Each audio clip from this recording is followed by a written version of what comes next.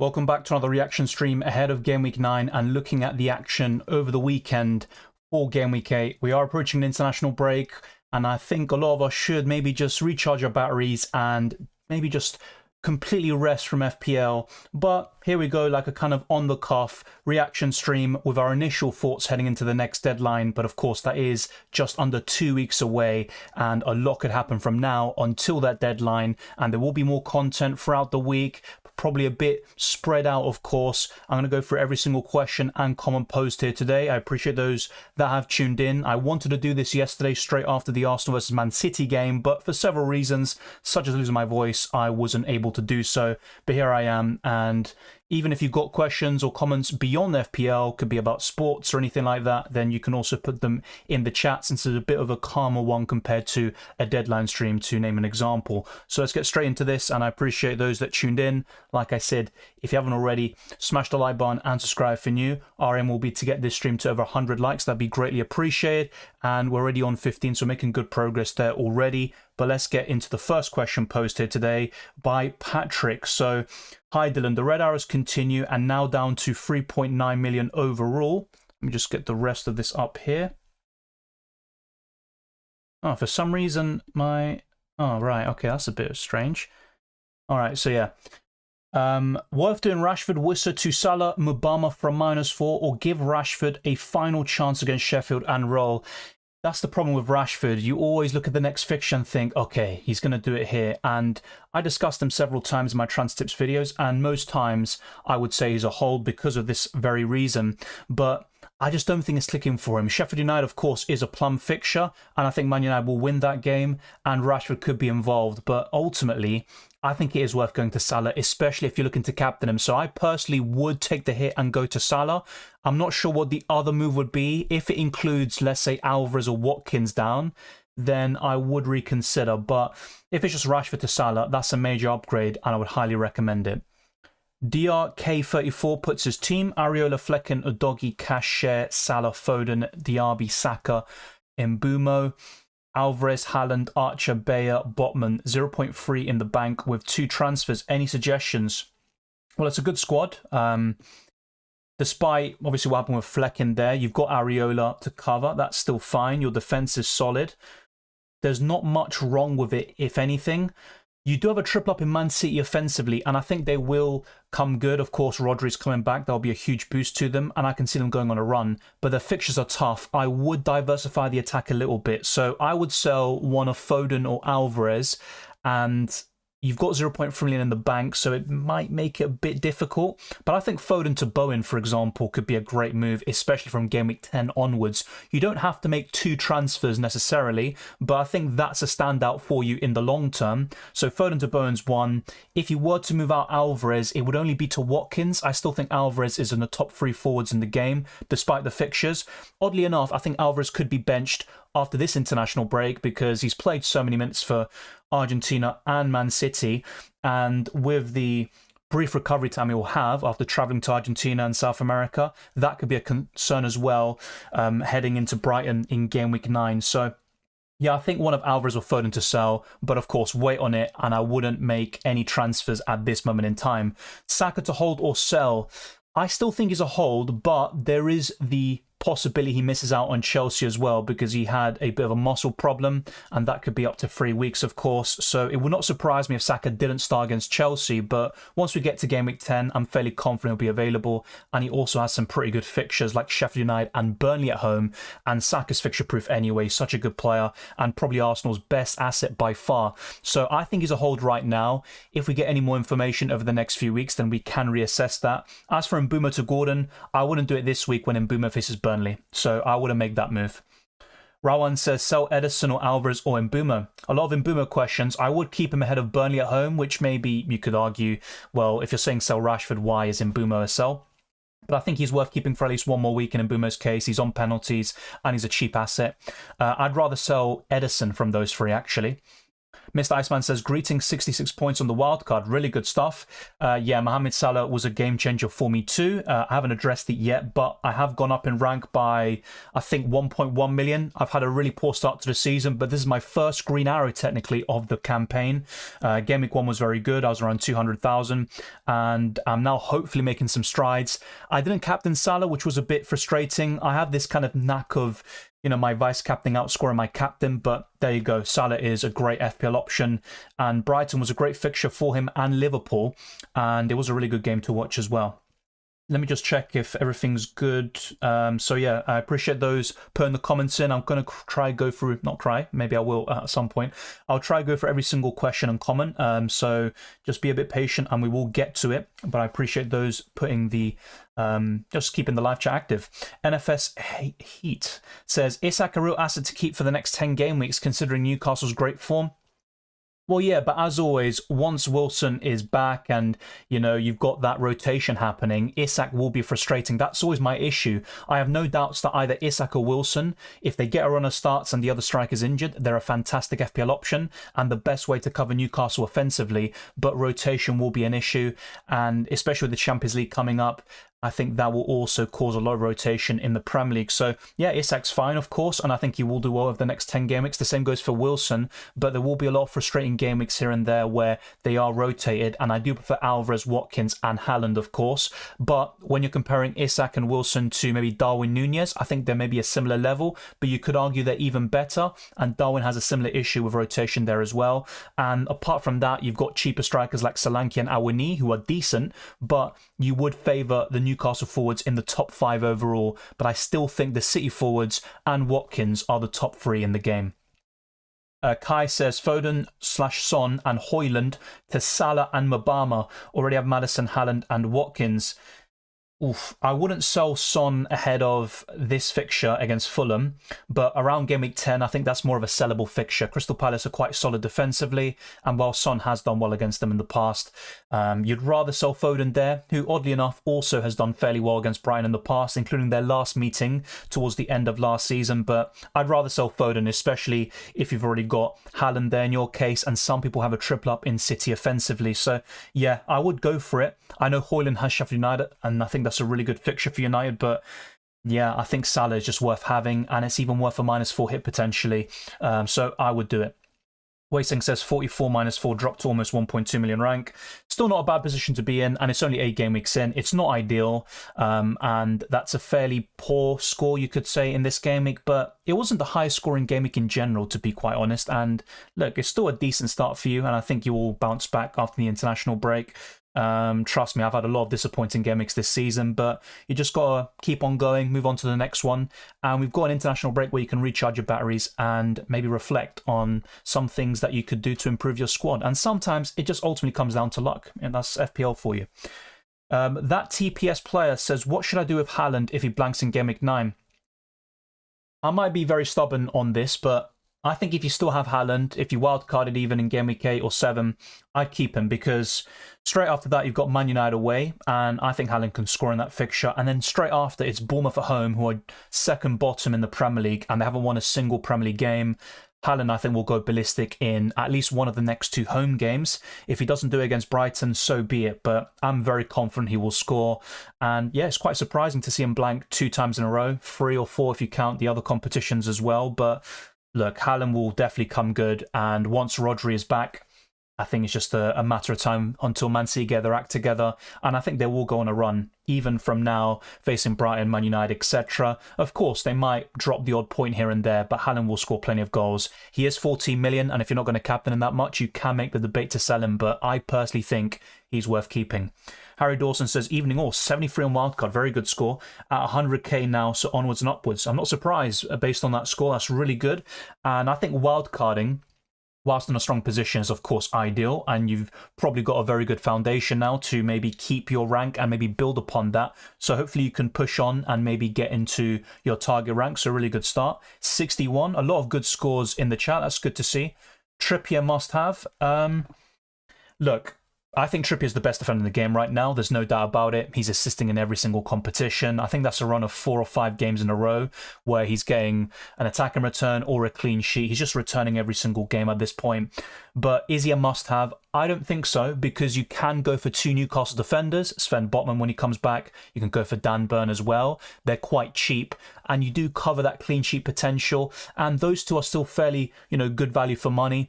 And also you have to think about it in terms of, well, if you have Trippier, you can't go for maybe one of Son or Saka. And if not, you can't go for Salah and or Haaland. And it's all about prioritizing. And I still think those assets are arguably better than Trippier, especially Saka, Haaland and Salah. I still think Haaland will come good. And I know there's a lot of discussion about him right now.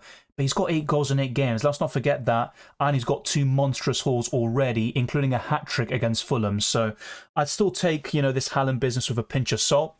I think if you wildcarded maybe last week without him, maybe go without him for a few more weeks. But once he faces Bournemouth at home in Game Week 11, that's going to be a very tricky week to navigate without Erling Haaland for me. I'm not trying to advocate to everyone watching that you have to have Haaland, otherwise you do badly. I've seen some people without Haaland, throughout the entire season and then doing very well. But I just think you have to be very careful. He's not suddenly a useless asset and he's nothing without Kevin De Bruyne. I think that is probably, just a misconception. He's just getting marked more often and he's opening up spaces for others. And it's just not quite clicking at the moment. And Man City didn't create anything yesterday against Arsenal. If they create at least one chance, you'd probably still back Haaland to score there. 56 points from 5.3 million to 4.3 million. Good stuff. A really good way to end the... how do we even call this? Maybe the first part of the season, you could say, going into the second international break. That's a good stuff. A 1 million rank rise will always give you a bit of confidence and hopefully you can keep on pushing. John Darren says, armband was on Salah, then changed my mind last minute. Yeah, I hate those sorts of decisions, whether it's benching headaches or captaincy, where you make a last-minute switch. Even transfers, I've been, guilty of this myself. I do feel for you there. I actually saw some people do it the other way, going from Son to Salah. And honestly, fair play to those that went for Salah in the end. It's a really good captaincy haul. And I think something like that would definitely change my season. But in the end, look, if you did go for Son, it's a difference of 11 points. It's not ideal, but it's not the end of the world. T. Hemming says, hey, mate, good to see you. And Common Uganda says, Kai. So, Havertz and Arsenal fan. I like that. Neto assist, Bournemouth next. Yeah, I have to say, Pedro Neto's been very impressive. I've always liked him as a player. I've never rated him as an FPL asset, but maybe we should start to change our conceptions. And I was very close to having him in my team actually over Ward-Prowse, but I just trust West Ham more than Wolves and Ward-Prowse's consistency from his time at Southampton. With Pedro Neto, his goals and assist record isn't very good, and he's still only got 1 Premier League goal this season, let's not forget, and some of the assists he's got are from own goals, which of course still count, but I'd still be a bit careful about that. I think he'll do very well against Bournemouth, and I think those that have him enjoy the points, but I still think in the long term, I think the returns will die down personally. I hope I'm wrong and he continues to do well. I think he's a quality player, but I just think he's a short-term punt and I'm not so sure about him in the long term. Welcome, Safar. Good to see you. And Junior, how should we rate Wolves, Brentford and Fulham now? Well, of course, we're only 8 games in, and even whether you're talking about the title, top 4, or the relegation, there's a lot of football to be played. I think Brentford are definitely struggling at this moment in time. They almost had that victory against Man United in their hands, and they let it slip, but you have to give United credit for that comeback. I still think Brentford will be fine and they won't be relegated per se.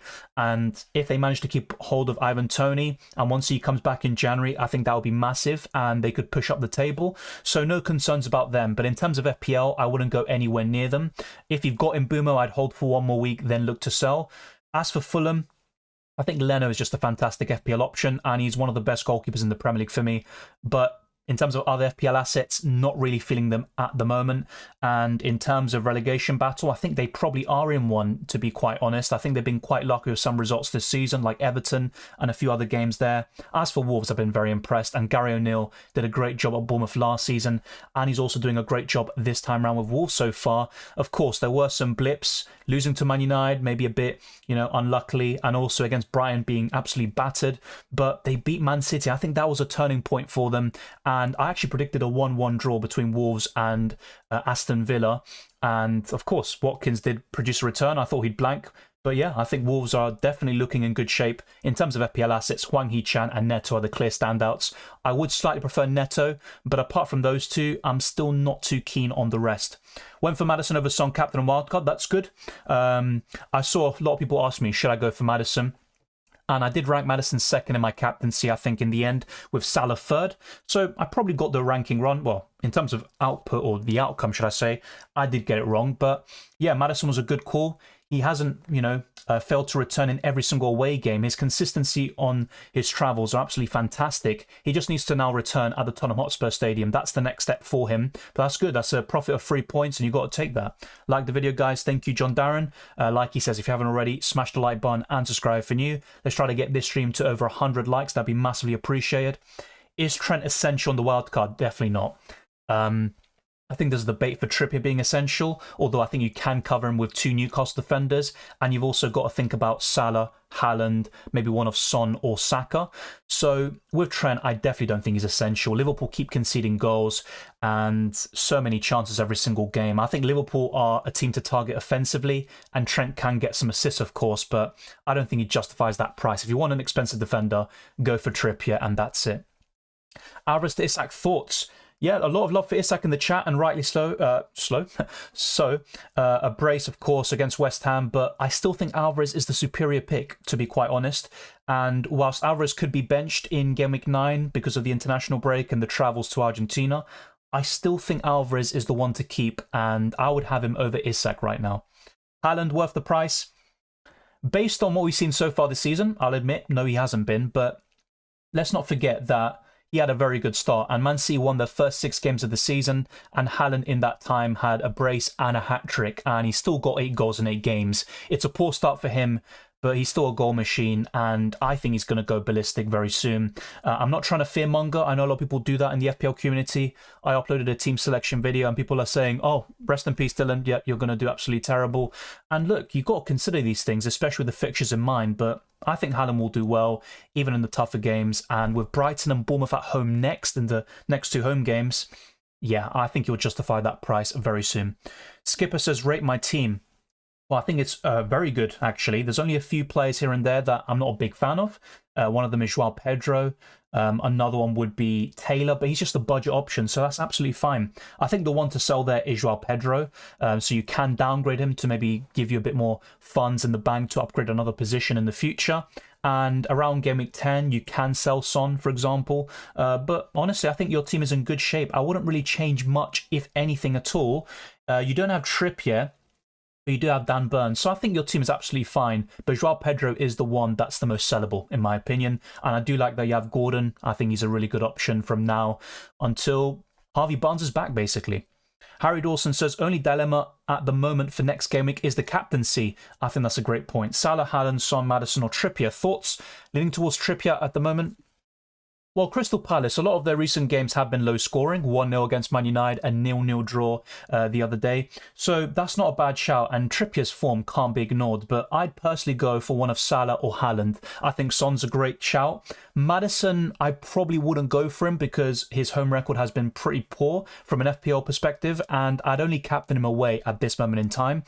So I think the way I'd rank it is one of Salah or Haaland first. I think once we get closer to the deadline, sorry, I can't even speak, I'll give you my definitive ranking there. I think in third place, I go for Son, Trippier fourth, and Maddison fifth from the players you mentioned. But I think Salah or Haaland are the best captaincy options in Game Week 9. Sanchez to Areola or just play Turner? Great question. Yeah, I would sell Sanchez. I know goalkeeper transfers aren't ideal, but if you can do it for free, I think that's absolutely fine. And Areola will get more points, especially over the next 5 game weeks. Chelsea have some horrific fixtures coming up, and whilst they looked much better in the last 2 games, I still think once they come up against better teams, they will struggle. So yeah, I think playing Turner is just fine, to be fair. You could just do that and focus on an outfield transfer, but Sanchez to Areola is still a good move to make in the near future. I think that's a good move. But this week, I just play Turner, and then you can reassess going forwards, because maybe Chelsea surprise everyone. They get a result against Arsenal, maybe even a clean sheet, and everyone looks at it differently. Akib says Haaland to Nunez or save my free transfer. Look, I said Nunez is a buy in my last transfer tips video, but one big issue I have with Nunez is the possible rotation. So Jota will be back and available for Game Week 9, but not only that, Darwin is travelling to South America, and the last time that we had an international break, Jurgen Klopp took out McAllister around 55 minutes. He also benched Diaz and Darwin Nunez, all three of them playing in South America, and it wouldn't surprise me if this happened again. So I'd actually keep Haaland this week against Sheffield United, but then afterwards I'd look to sell to one of Watkins or Alvarez. I think they're still the two best forwards in the game. Afterwards, I'd probably put Isak or Wilson, depending on who you back to start and depending on the injury circumstances. And then after that, it's Darwin, and then maybe Haaland and the likes of Awani would be in the pedestal below. But look, it's not a bad suggestion, not a bad transfer, but I have a few concerns about Darwin Nunez and whether he will start in the next game, and I think I'd keep Haaland for one more week in this situation. First priority, Trippier or Watkins? That's a really good question. If you base it in terms of fixtures, I think Watkins has maybe the higher ceiling and he looks slightly better, but long term it has to be Trippier for me. I went for Watkins just to really target the short term, and I can always downgrade from Watkins. With Trippier, it's kind of more difficult in a way, but look, I think long term it has to be Trippier. If I was wildcarding now, I'd maybe have a slight preference towards Trippier, but once again, like I said earlier, you could cover Trippier with two Newcastle defenders, and you can go for Botman if he's back in Game Week 9 and Dan Burn. But I think long term it has to be Trippier. Short term, in terms of the next 5 to 6 game weeks, it's probably Watkins. So it just depends on how you want to set your team up. I benched Turner, but captain Salah. Of course, you can't get everything right, and for me, it was the exact opposite, but fair play to fair. Green arrow, that's all we can really ask for. You know, it looks beautiful on the left-hand corner of my screen. It's been a long time since I saw green arrow. Do you think Haaland underperformed? Well, against Arsenal, yes, but that was also the case in the Community Shield, and people kind of overlook this competition because, you know, it's a charity shield, it's a pre-season game. But I think that kind of set the foundations for Arsenal in terms of how to beat Man City. Both games were identical. And even if you look at last season, the 1-0 win for City in the FA Cup, that was also another chess match, down to fine margins, and I think it was a deflected goal by Nathan Ake.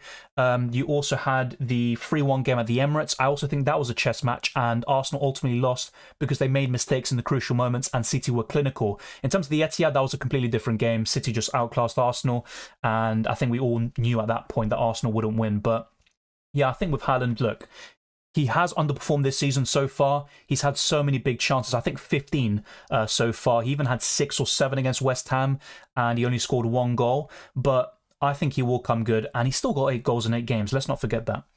Andrew Barton says 64 points and no Salah captain. The differentials, Pereira and Neto picking up steady points. Good stuff. Andres Pereira was a great option last season at 4.5 million. A bit different this time round, but I think Pedro Neto, a really good shout there. And once again, your score kind of proves that you don't need to get everything right in a game week, such as the Salah captaincy, in order to have a good week. So good stuff there. I'm happy for you. Same with Winter Soldier, 71. Some really good scores on the wildcard. My pre-wildcard team would have scored 80 plus there. Yeah, I mean, just to maybe make you feel a bit better, in UCL Fantasy, I played the Limitless, which means you can build a squad, you know, of basically any price range that you want. You can have the best players in the world, like Mbappe, Harry Kane, etc.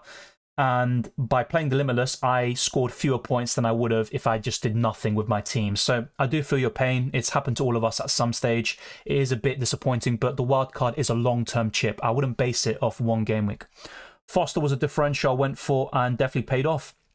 Yeah, look, Foster's been doing well in most game weeks recently. It's really impressive to see. And Burnley are looking better offensively, but I was still quite surprised to see them crumble the way they did against Chelsea after taking the lead, but there you go. And Chelsea are showing more quality now. But yeah, Foster, really good stuff. I have to say, I never really would have picked him, but good stuff. Will you get Arsenal players in? Oh yeah, the plan was always to look around Game Week 10 for the likes of Saka. I could do Son to Saka in Game Week 10, and I could also bring in Gabriel.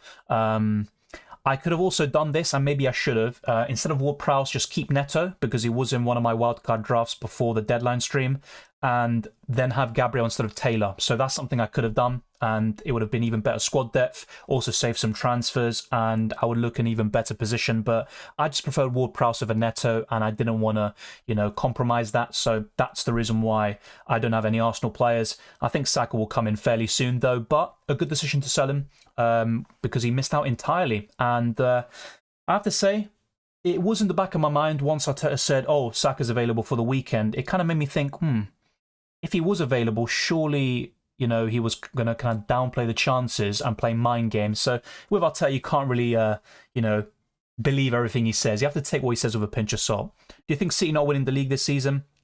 Too early to say, and every single year it seems like we say this. Man City started last season slowly. Arsenal, it's their league to lose. I still think City are the favourites, and for me, if you finish above City, you finish, you win the league. It's as simple as that. City will definitely not finish third or below. For me, it's always been City and Arsenal to win the league this season. I still think City are the favourites and the best team, so they would still be my bet, but look, it's too early on right now, and let's see how maybe they do with injuries as well that they get throughout the season. And with Rodri coming back, I think they will bounce back very soon. Arsenal still have a lot of big games away from home to play. There's so much to play for. I really wouldn't look into it. Liverpool are looking strong. Spurs are having a good start to the season. A lot could change still. But yeah, for me, the top three will be City, Arsenal, Liverpool. I think maybe the top two, you could change that order, but yeah, I think that's the top three for me. Kieran says, captaincy thoughts for Gameweek 9? Yeah, definitely. I think, as someone rightly mentioned before, Trippier is an honourable mention. Heung-min Son, even Maddison could be considered. But if I were ranking it right now, I think it would be Salah first, Haaland second, Son third, Trippier fourth. Then in fifth position, it's a bit more difficult. You could put a Man United player, but very difficult for me to do so with their form in mind. Wildcard 64, Salah captain 2, but bench Turner, Sai. Shamefully, my first green arrow this season. Yeah, same here. Never been this bad before. Uncharted and uncomfortable territory. Well, it happens. I think every single player who's, been active in FPL for a long time, they will have this blip at some point. It's not plain sailing. You're not always going to do well. It's about how you bounce back and maybe deal with the setbacks, and also bad luck at times. It's as simple as that. And look, to be honest, I'd rather have your situation where I captain Salah but bench Turner. I think that's a much bigger game, so I wouldn't really worry too much about it.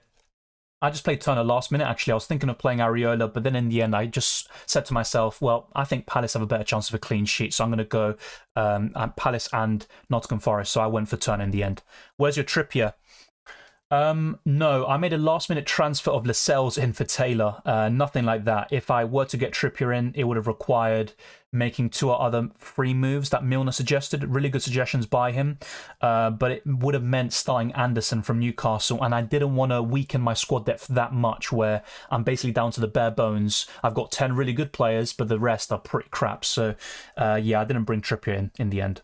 Harry Maguire with the assist on the weekend, worth getting him in. Look, you have to say Maguire played well the other day. He deserves credit for that. But is he the long-term solution for Man United? No. And in FPL, I definitely wouldn't recommend him or any United asset. But, Haaland, I'm still impressed by him overall, especially in the Champions League. He's not someone I'd buy in FPL just yet, though. Couldn't keep Trippier. Team value got killed. Yeah, same here. Luckily, I did wildcard last Saturday, and that enabled me to, just afford a relatively decent wildcard squad. But still, my team value compared to maybe the managers near the top is still quite poor. 57 minus 4, already have Salah, Son, Haaland. Will I have to save wildcard? Trippier points is hurting my rank. Well, that's the thing, though. You've got Salah, Son, and Haaland, and I'd actually back all 3 of them to outscore Trippier next week. So, look, Trippier's looking absolutely immense right now, but he's not essential. You can still do well without him. I know you want to get him in because he's doing so well, and, the fixtures are there long term, but I'd reconsider that over the international break. WP Arsenal, Saliba kept Haaland in his pocket well. Not just Saliba, Gabriel. Gabriel is very underrated for me. I've always said this, and when he didn't start at the beginning of the season, I couldn't get my head around it.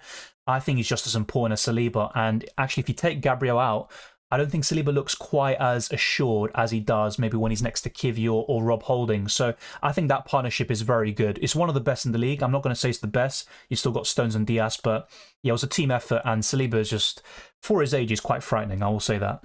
How effective do you think Alvarez is as an option to cover Haaland's returns? I think he's relatively effective, but when I'm looking at Brighton and Bournemouth at home, I can see Haaland scoring 2 or 3 goals in each of those games potentially.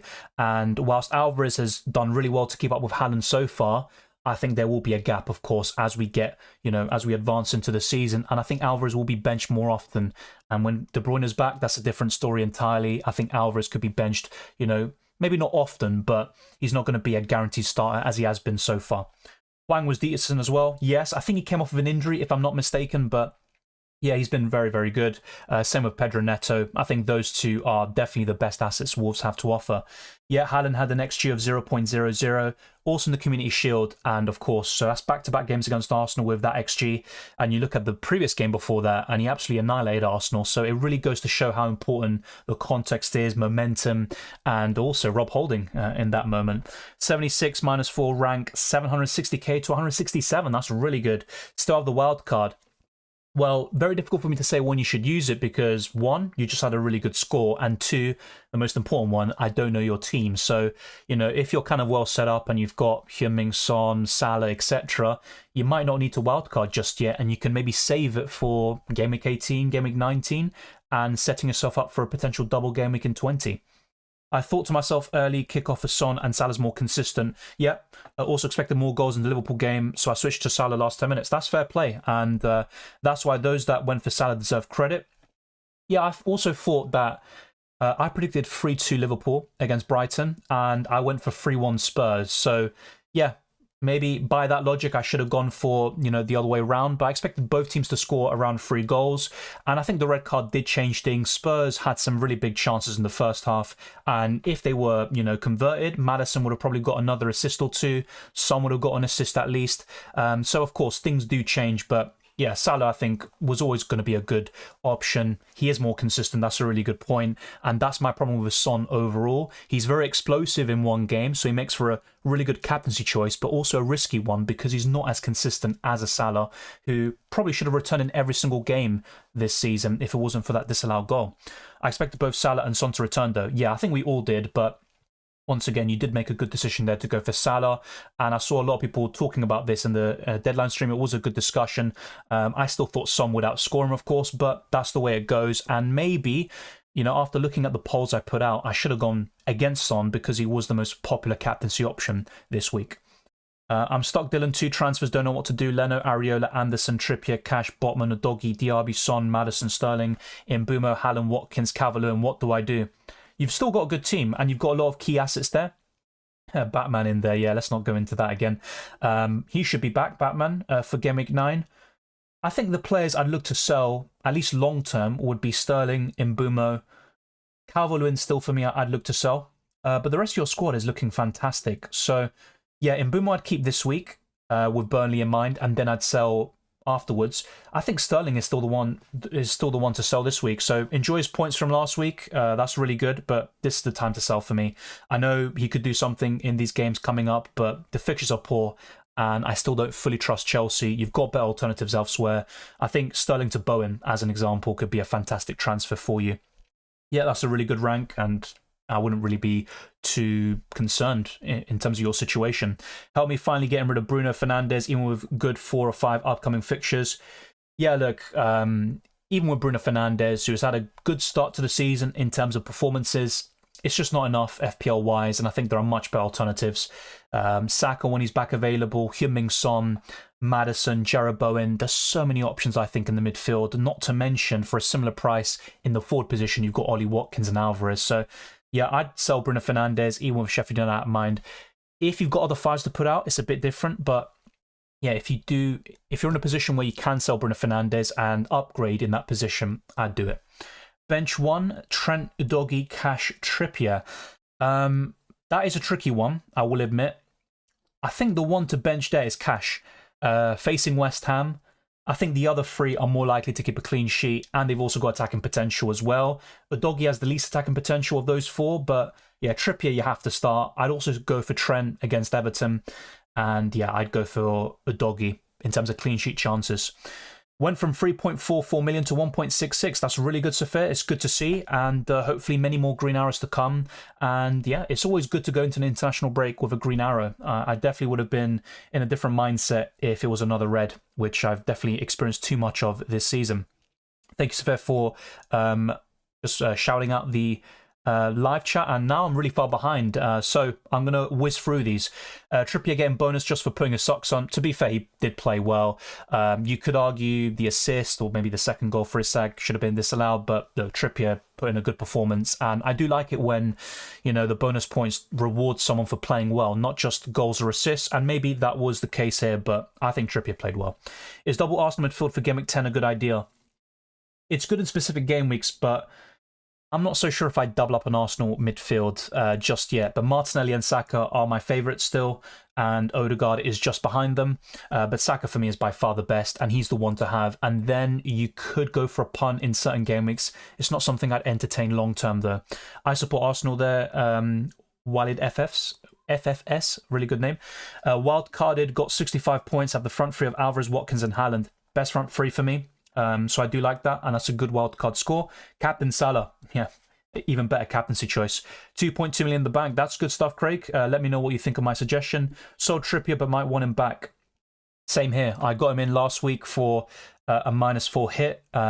Technically, he was just a free transfer, so that was one of my best moves this season. I wanted to keep him in, but I had to prioritize. Show us your yesterday's reaction for Kovacic dodging red card. I'll be honest, one of the reasons why I lost my voice is because I went ballistic because well, can I wrap my head around it? Yes, because the officials are, as bad as we all know. But yeah, I lost my mind. I did. Trummer Kid says, yeah, Haaland will have to play the mighty Bournemouth. We donked off against Everton. I worry Haaland will eat us alive. I am quite surprised because Iraola has a good reputation as a manager. I think Bournemouth had a good start in the first 4 or 5 game weeks with the draws against Chelsea and West Ham, but I think things have slipped away. I think that loss against Everton was quite surprising, actually. Good luck. Hopefully you stay up, and I have to say Bournemouth is always a nice stadium to go to. I love the atmosphere there. Watkins is a must from now on. Not sure if he's an absolute must, so I wouldn't call him essential, but is he one of the best forwards to have over the next 5 to 6 game weeks? Yeah, I think so. He's probably the best, actually. But is he essential? No, because Haaland and Alvarez are still going to be right up there too. Saliba for Colwill, is it good? I'm guessing you're bringing in Saliba for Colwill. I would recommend such a transfer in the long term. You don't even need to start Saliba this week against Chelsea. Just bear in mind, Saliba has withdrawn from the France squad due to a toe injury, and he did play through that during the Man City game. It's minor. He should be back for Game Week 9, but just something to keep in mind. And I do like Saliba long term. You could also go for Gabriel, though, who's even cheaper, and he got 2 bonus points yesterday. So Saliba or Gabriel, completely fine. If I was wildcarding, I'd go for Gabriel. Sheriff says, hi mate, wildcard in 10, would you fancy Diaz and Morris or Sterling and Worcester for Game Week 9 only? Great question, thank you very much. For Game Week 9 only, I'd rather go for, I think it's Sterling and Worcester. The problem I have with that, with Diaz, is I think he could be benched because he's going off to Colombia and South America, and the last time that happened with Liverpool, all South Americans were benched, or in the case of McAllister, they were subbed out quite early. So I think I'd go for Sterling and Wissa. Yeah, I think that's the one I'd go for. Chelsea didn't struggle against Liverpool, though. Well, they played relatively well. I think it was a balanced game. Chelsea were slightly more impressive in that match, but if you look for the first 8 game weeks, I think Liverpool are a much better team than Chelsea, in my opinion. But in that individual game, you're right. I think Chelsea were better in that game. Yeah, Batman currently hiding in a cave somewhere. Yeah, I still can't believe I got him in for a hit at the wrong time. And if I did it a week earlier, I would have been laughing. But that's FPL for you. I saw Trippier to get Salah and Watkins. Yeah, same here technically on the wild card. And it's all about prioritizing. But Trippier's still a great FPL option. Despite conceding twice, he's still got 6 points, which goes to show how good he is. Sheriff says Gimmick rank of 14k, jump from 750k to 115k. Yeah, Raheem Sterling, I don't even want to talk about him, but look, he was facing Burnley. I even said it in the deadline stream the other day. I think he's going to do well. Did I expect 16 points? I'll be honest, no, I didn't. But I thought he'd get a goal at least, or, something there, maybe between 7 to 10 points. That's the way it goes. Fair play to those that held, but I still think Sterling is a sell in the long term. Had Salah since day one. How did so many experts write him off? I don't consider myself to be an expert. I just make videos and streams. Look, with Salah, I never really writ him off. Should I have started the season with him? Probably. But if you actually look at it, in the first 8 games of the season, Saka had more points. You also had Jared Bowen scoring a similar amount. So I don't think you needed to have him. But he's still one of the best options. And over the course of the season, I said it even from Game Week 1, I think he'll score the most points in the midfield. But I don't think he was absolutely essential in the first 8 game weeks, if you catch my drift. Doku to Neto or Gordon? I'd still prefer Gordon, with the fixtures in mind and the quality of team, but Neto's still fine as well. Especially against Bournemouth. I like him a lot for that fixture. Afterwards, maybe not so much. Welcome, Jordan. Good to see you. Best replacement for Colwill. I'm not sure who you have already, but I still think Cash is a great option for the next 5 to 6 game weeks. One of Adogio, Pedro Porro, absolutely fine. And afterwards, I'd look towards Botman, if he's back, Dan Burn, and Gabriel. I think those are the best options. So let me know which players you have already, and that could help you. Wildcard to get Salah, even though I have a good team. Well, if it's just to get Salah and you're only making 2 or 3 other changes, I'd reconsider. I know he's facing Everton and Forest next, but I think a wildcard, you have to, at least make a number of changes. I'm talking about around 6+. Of course, there's no definitive way, and it could still really help you, that wild card. But yeah, I think typically of a wild card, if you can make 6, 7+ changes and improve the rest of your squad, I think that's the way to go. So let me know what other players you look to change, and that I think would ultimately determine whether you should or not.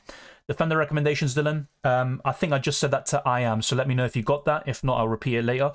Terrific Tech says, hi Dylan, thoughts on my team? Really good once again. I don't think there's been a single bad team listed so far. Already used my wildcard, that's fair enough. I think the best part of your team is probably the defence. I think that's really, really solid. Raya as well could be a really good pick. He looked very shaky against Man City, by the way. Arsenal were lucky not to go 1-0 down in the first few minutes, really. And then afterwards, Raya on the ball was so shaky.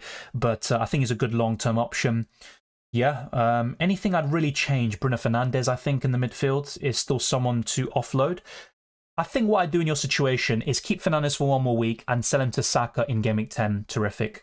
In terms of your forwards, they're fine. Solanke's a good enabler. Yeah, no Haaland is the biggest issue, I think, but you have gone for a structure with Son, Salah, and Trippier, and a very good balanced team. So good luck with that. Hopefully you do very well, and you've got Alvarez to somewhat cover him. But I think the ways to improve are Fernandes to Saka in Game Week 10, and yeah, depending on your budget, you could maybe upgrade Solanke or downgrade him, and then use that money to upgrade another position.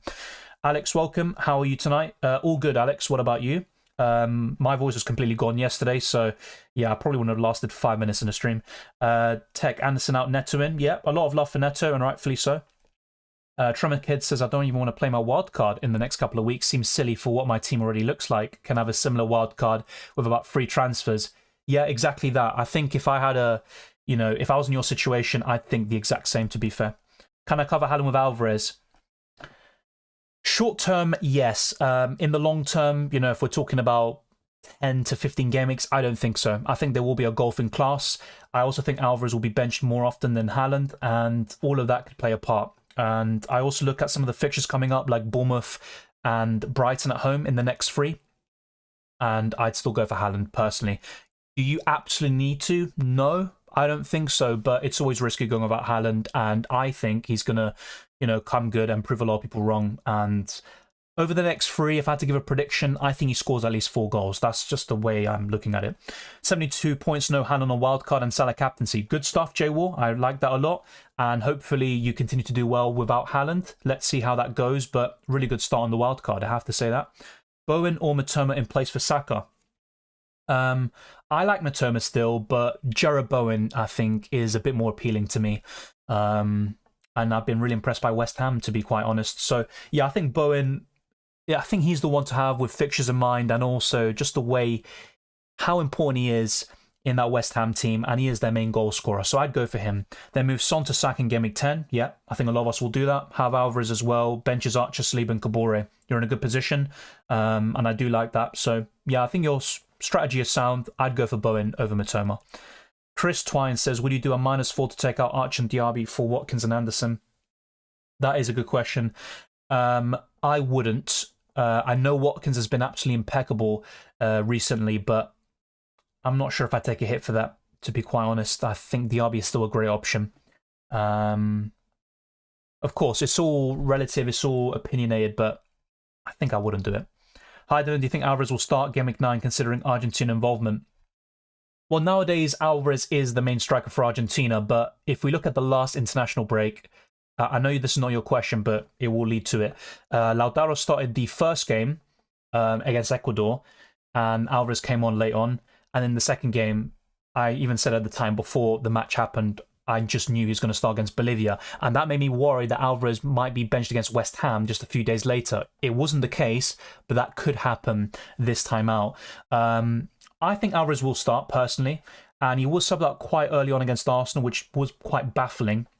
But despite the Argentine involvement, I think Alvarez will start. It is different, though, with Liverpool, as you rightly mentioned straight after. I think Diaz and Nunez are more at risk of being benched than Alvarez is. Based on what we saw last time, of course, that's only, a very small sample size, and we can't base our opinions entirely off that. But that's the way I think it will go. One of Diaz or Nunez will be benched, and I think Alvarez will start. Trippier essential? No, I don't think he's essential. Is he the best defender in the game? Yes. But if you've got a structure with Haaland, Salah, and someone like Son or Saka, I don't think you have to have Trippier. Would he make your team better? Yes, but then you have to also think about your balance. And I could have had Trippier in this wildcard squad with the other premiums, but it would have meant a weaker squad and a weaker 11th player, and I don't like that. Tremakid says, I bought Foster in the game, he got the red. Wanted him for the double, but he was silly and got his red. Yeah, that's what I mean. Sometimes luck does play a part, and it is a bit frustrating. Gordon versus Mbumo. I still like Mbumo, I have to say, and in this game week, I would back Mbumo over Gordon. Long term, though, it has to be Gordon. So if I'm buying one now, it's Gordon. If I have Mbumo, I keep him for one more week, then sell to someone like Gordon. Who do you expect to get more assists? That is a great question. Probably Trippier, and if you look at it from that perspective, you could say, well, why don't you go for Trippier and downgrade James Ward-Prowse? But that also, like I said, means more or less squad depth, because around 4 million, you've got more options in the defence compared to the midfield. So it's all relative, but I think Trippier will get more assists. I think it will die down, by the way, the assist volume. It's like 5 in the last 3, but yeah, he'll still get a good number, maybe even 10 across the entire season. Thank you, Ditya. You recommended me against triple Liverpool attack, so I sold Nunez and got Isak in last minute. Wow. Scored 81, all the way from 3.5 million to 600k. I appreciate that. Thank you very much. I didn't really recommend Isak, to be quite honest with you, so that was your decision. And I was talking about Darwin being a good short-term buy, but my concerns with him are the same as I discussed in the Trans Tips video, where he might be benched once again after an international break, as was the case a few months ago, or 1 month ago now. Arteta is a finest waffler talk in the league. Yeah, he's up there, but so is Pep. He said that Stones wouldn't be involved, and he came off the bench. So I think it's just a school of Pep Guardiola. Please tell any Ramsdale replacements already have Pickford. Despite Pickford getting a 9-pointer, and good for those that kept him, I still think there are much better goalkeepers out there. The best goalkeepers for me are Areola. I still like Leno, Johnston and Turner. I think those are my 4 favourites on the wild card. Turner's just there as your kind of backup, and he's fine this week as well against Luton. But yeah, if I had to pick 2, it'd be Areola and Johnston. They're the 2 best goalkeepers for me, so maybe Johnston for you. Sterling and Jackson returned as soon as people got rid of them. Yeah, look, Burnley, it was always going to be a good fixture. I thought Sterling would do well. 16 points? No, I didn't expect that, and he is a troll. He's a very, very inconsistent player, and he's also very explosive. So, yeah, you just have to be used to it with Sterling.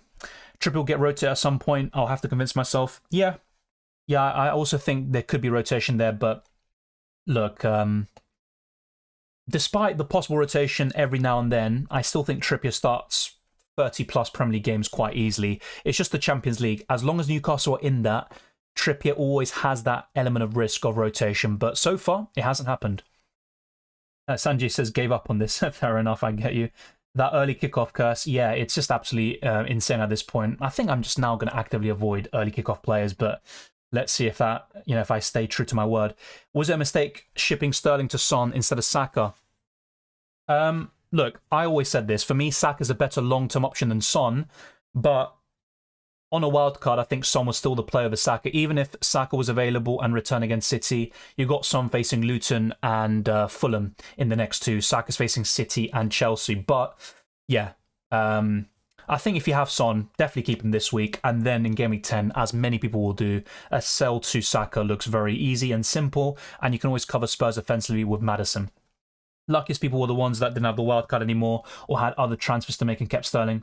Yeah, I agree. Look, there's always an element of luck with these sort of decisions. I saw some people buy Sterling this week because of the Burnley fixture, and that's fair enough. But afterwards, he's a sell. But that sort of aggressive transfer policy can work, of course, in the short term. But you always have to be careful and always, you know, luck is involved, and, you know, fair play to those that kept them anyway.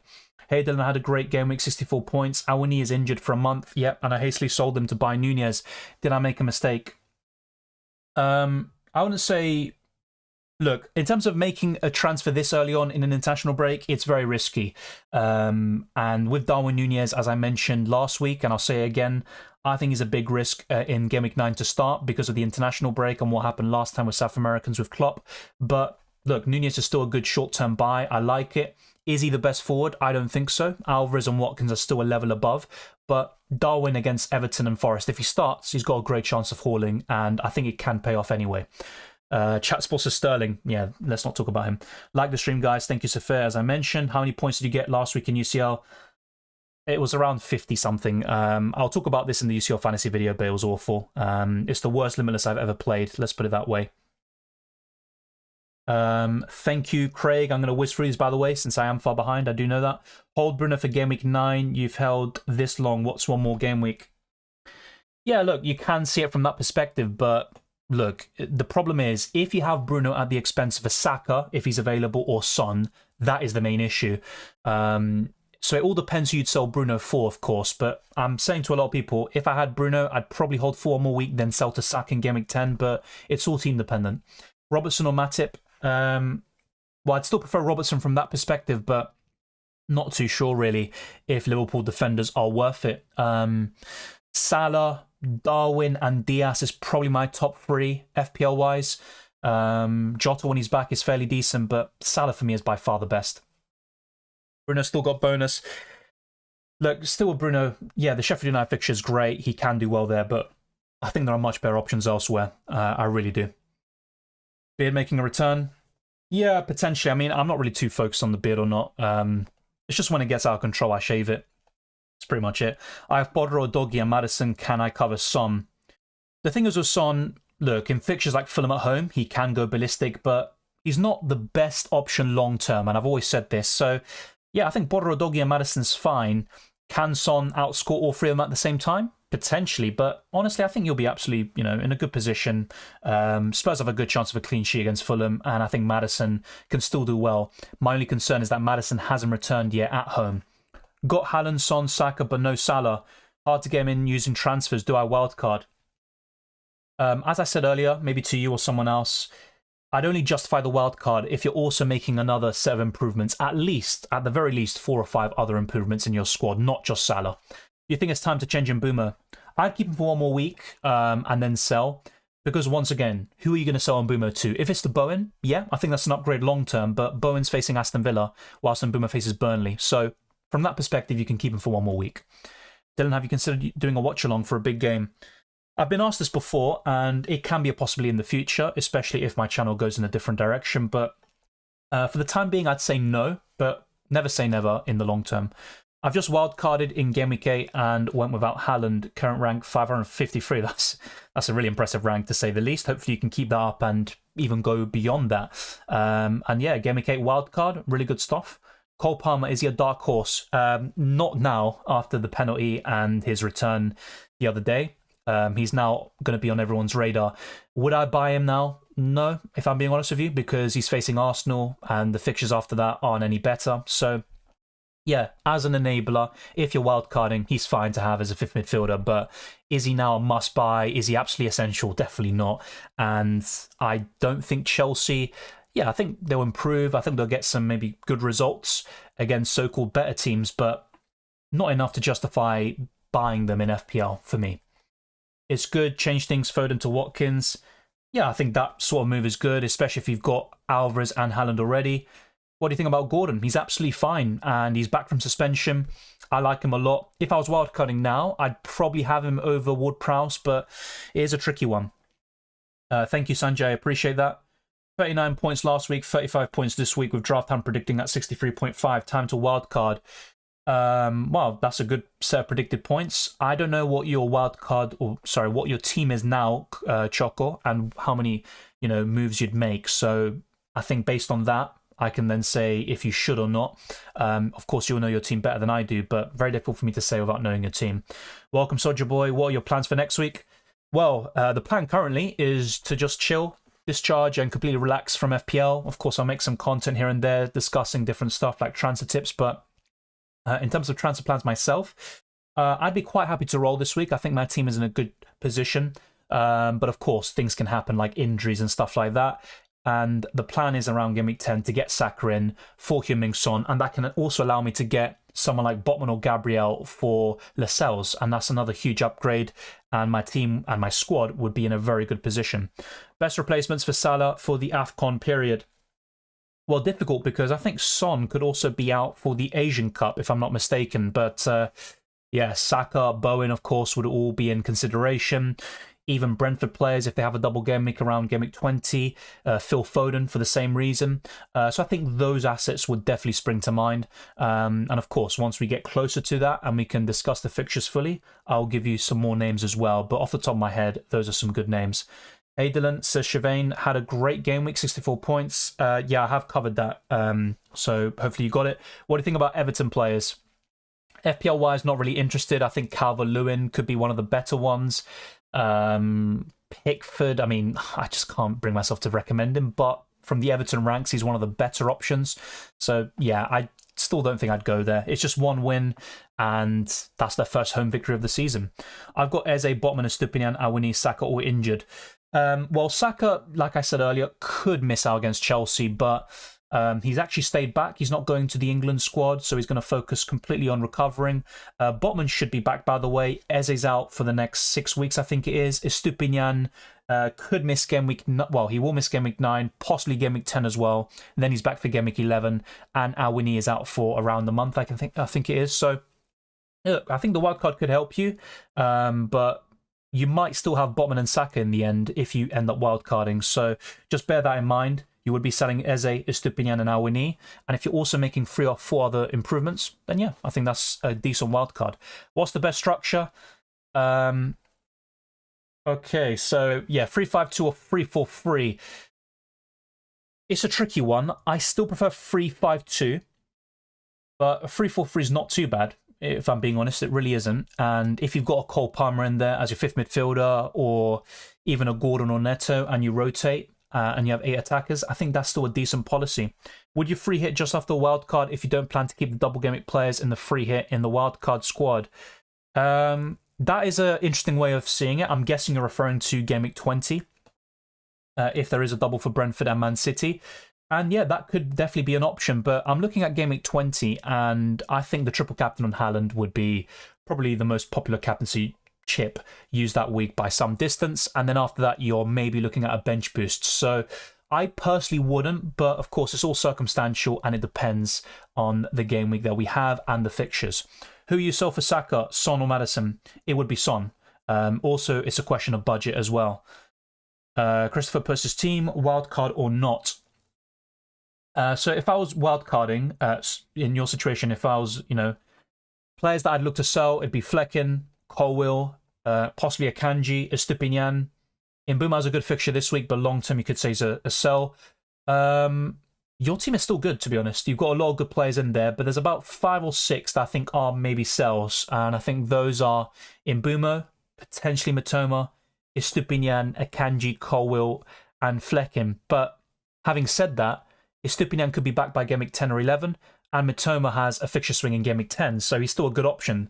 I don't think you need to wildcard, but could a wildcard improve your squad and also you bring in Salah? Yes, the answer is definitely yes. And of course, maybe the Saka news could push you towards the wildcard if he ends up missing out again. Hi, would you sell Alvarez or Maddison to get Salah for a hit?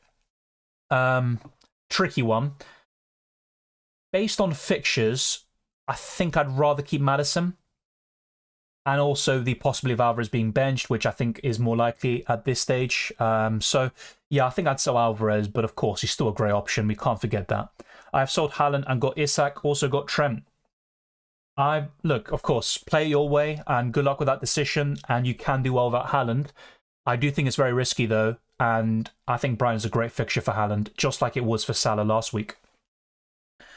As a Bournemouth fan, get rid of Solanke. You've not watched him play for 9 minutes, like myself. Yeah, the thing is, when I mentioned him earlier, I think he's a good budget enabler, but I never really wanted him. I briefly considered him on the wild card, but I just don't trust him for, that. The reason you just said is one of them. But Yeah, with Solanke, what I like about him is he's cheap and he can also get assists, but there are better options elsewhere. And when you've got Alvarez and Watkins, you want to invest that money in those players instead. Or for a similar price, around 6 million, you've got Gordon, Pedro Neto, Ward-Prowse, etc. I'm new to FPL. I thought I had infinite transfers and I got minus 64 hits every week. Yeah, I wish we had unlimited transfers every week, but that's both a pro and a con if you think about it. I do feel for you there, but of course you are new to the game and you are learning. And do I still have a chance in FPL? Yes, you do, and it's all relative, depending on what your goal is by the end of the season. But of course, a minus 64 hit for 8 game weeks, I mean, that is pretty bad if we're being honest. But look, just play for fun, enjoy it. And, I think once you have maybe more of a feel of the game, you'll do much better next season anyway. But I want to say it's completely over. But I'm not going to lie to you, a minus 64 hit every week is a lot. It really is. Thank you, FPL Diamond. Thank you very much. And without Haaland now, crap the bed with no captaining Salah. This week, needed those points as a buffer. No, I wouldn't be too worried about that. If you've got a green arrow, Lars, then that's fine. If you've got a green arrow, yes, maybe a missed opportunity, but you've got Salah for the next 2 weeks where you can captain him there. And he's not exactly going to be, well, he could be the most captain option or the second most, but you could still get some good gains from that. So I really wouldn't think of it that way. Twister Parky says yellow. So I did it last minute, changed Salah captain to Son.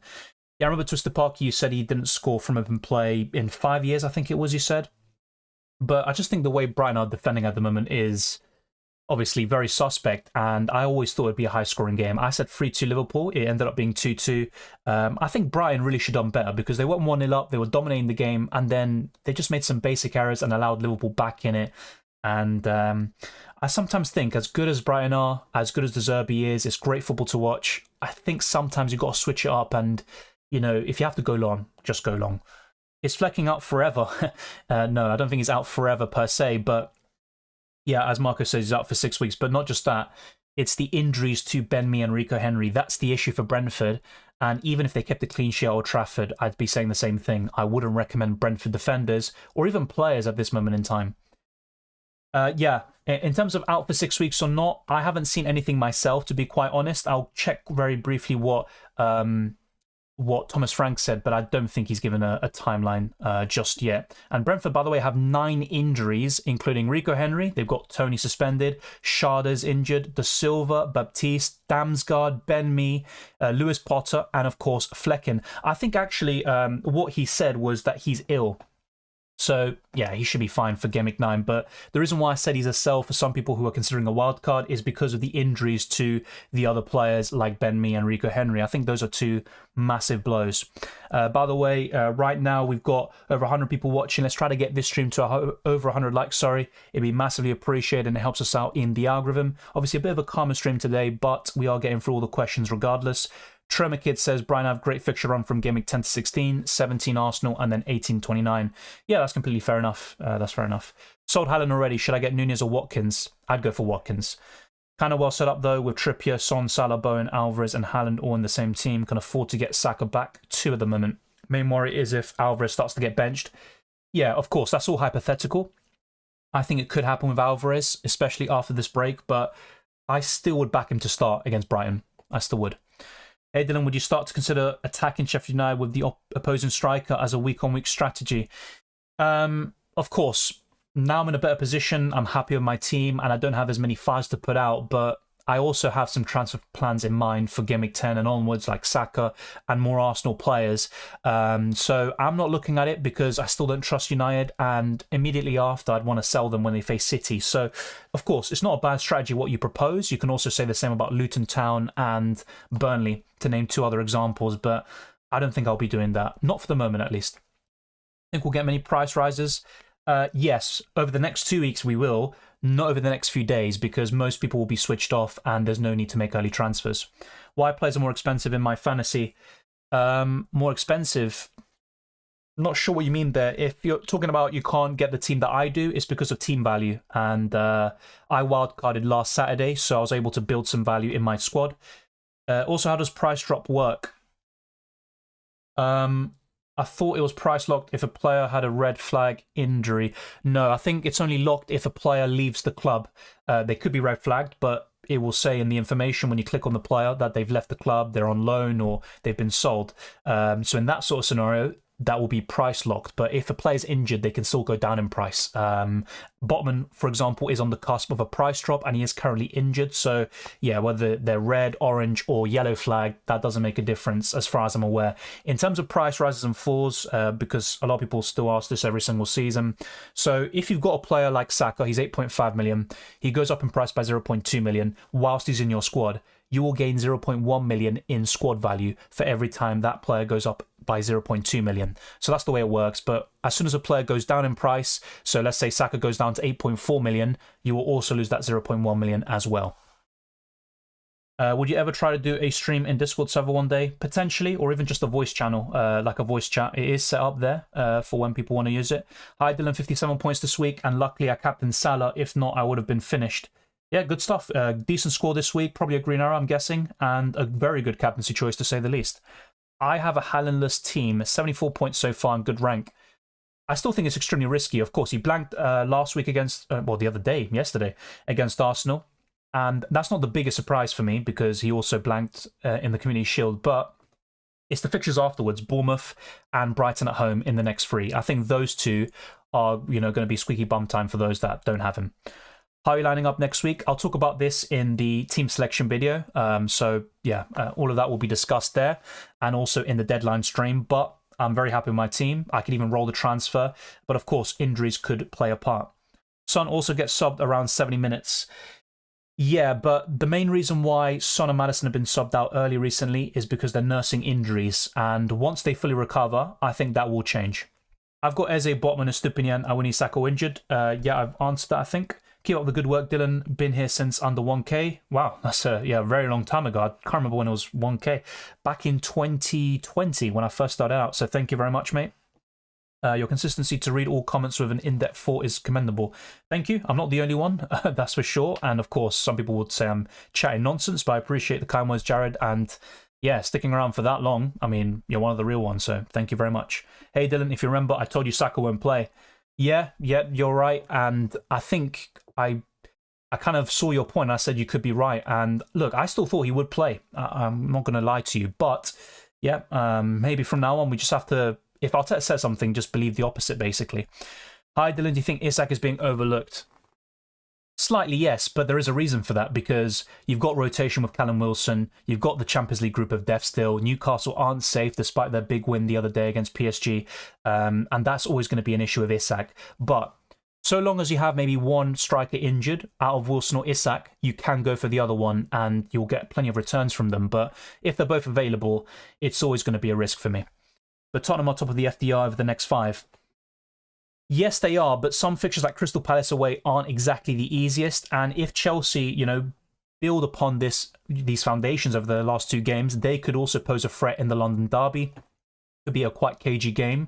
And I also think Spurs, maybe not lucky in the last few games, but some narrow wings, of course, against Sheffield United, Liverpool, and of course, we all have our thoughts about the Liverpool game, and Luton Town. I think Spurs have definitely looked much better than we all expected this season. And I think over the next 5 game weeks, they'll still win most of those games and probably be top of the league by that point. But is Son a better asset than Saka around game week 10 onwards? I don't think so. Now, does that mean you have to sell Son? No, but I think Son to Saka is a popular transfer for a reason in Game Week 10. No worries, Choco. Yeah, your team is good. I think your front 3 or your front 2 is really good. Yeah, the midfield, I think Bruno and Rashford, that's the issue. They are facing Sheffield, but we all have problems there. Yeah, I think I would consider the wild card. I think I would. You don't absolutely need to, but you've got Baldock who suffered a really bad injury. Hopefully returns well soon. Akanji, I think, is a sell with fixtures in mind. Archer's fine, Turner's fine. Your goalkeeper's also quite good.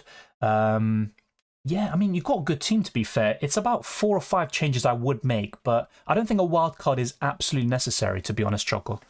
I have players from Everton who played very well for me this week, but next week against Liverpool, I'd sell them. Look, I know I might be a bit narrow-minded sometimes, but I just don't trust Everton. I know they got a great win last week, and they can produce big performances even against big teams, including Liverpool. But I think Liverpool win this by 2 or 3, and I would sell these assets if you can.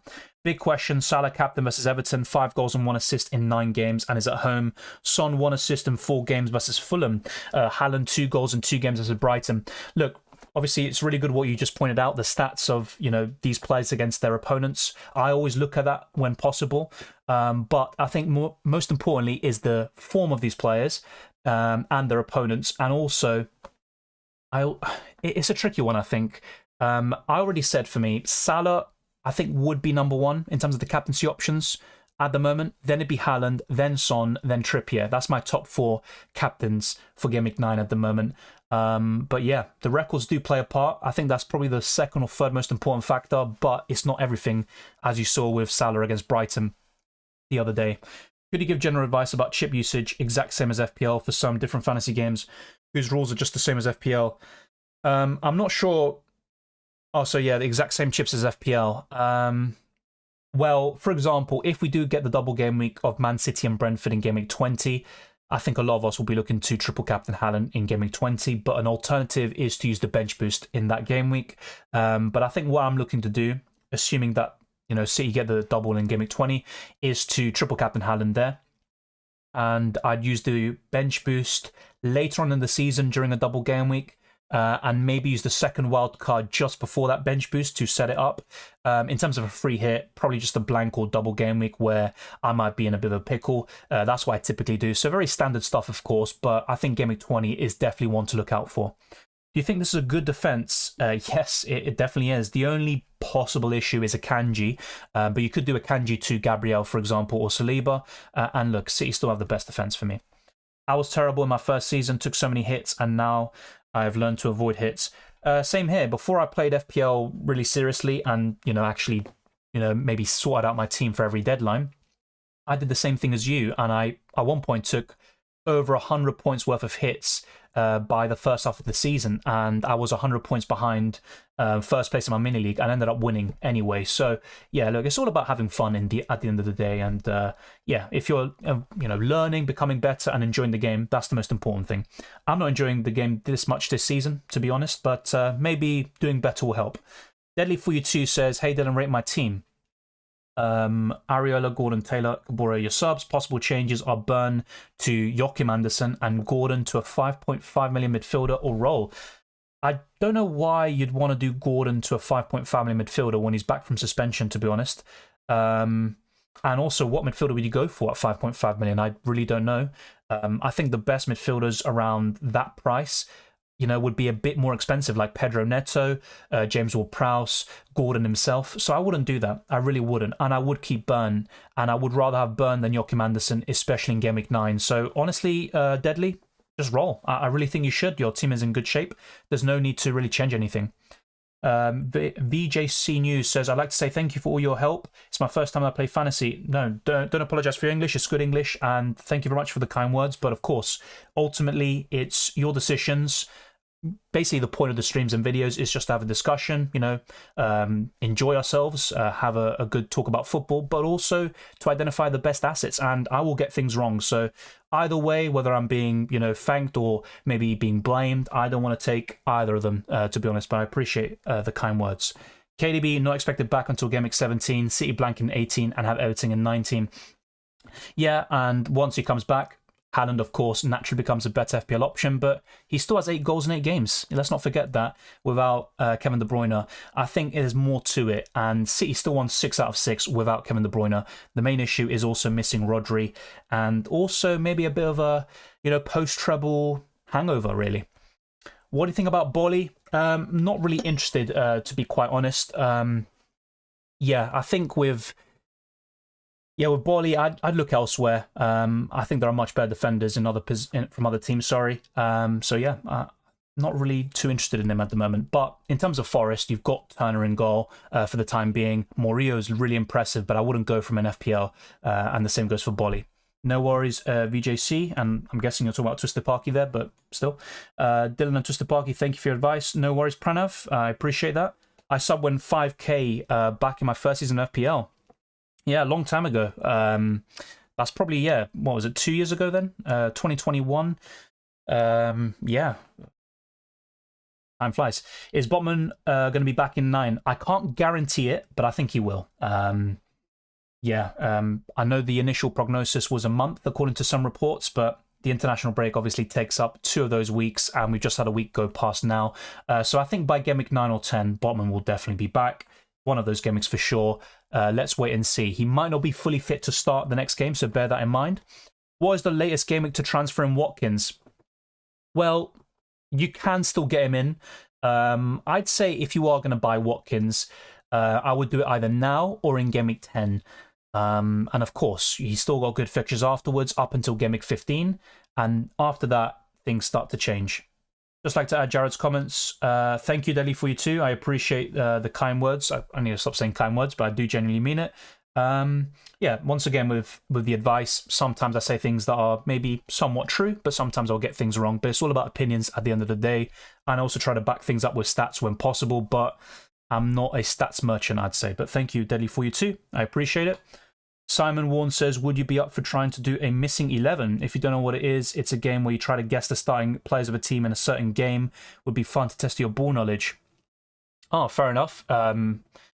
Is that something you do, like, for example, when we're waiting for the lineups, you know, in the deadline stream, for example? If it is, then let me know. Rodri is still out against Brighton. I don't think so, because he missed out against Newcastle in the Carabao. Wait, pause. No, it's competition specific. It's Wait, no, he got sent off. So yeah, his suspension's already served. The Arsenal game was the last one.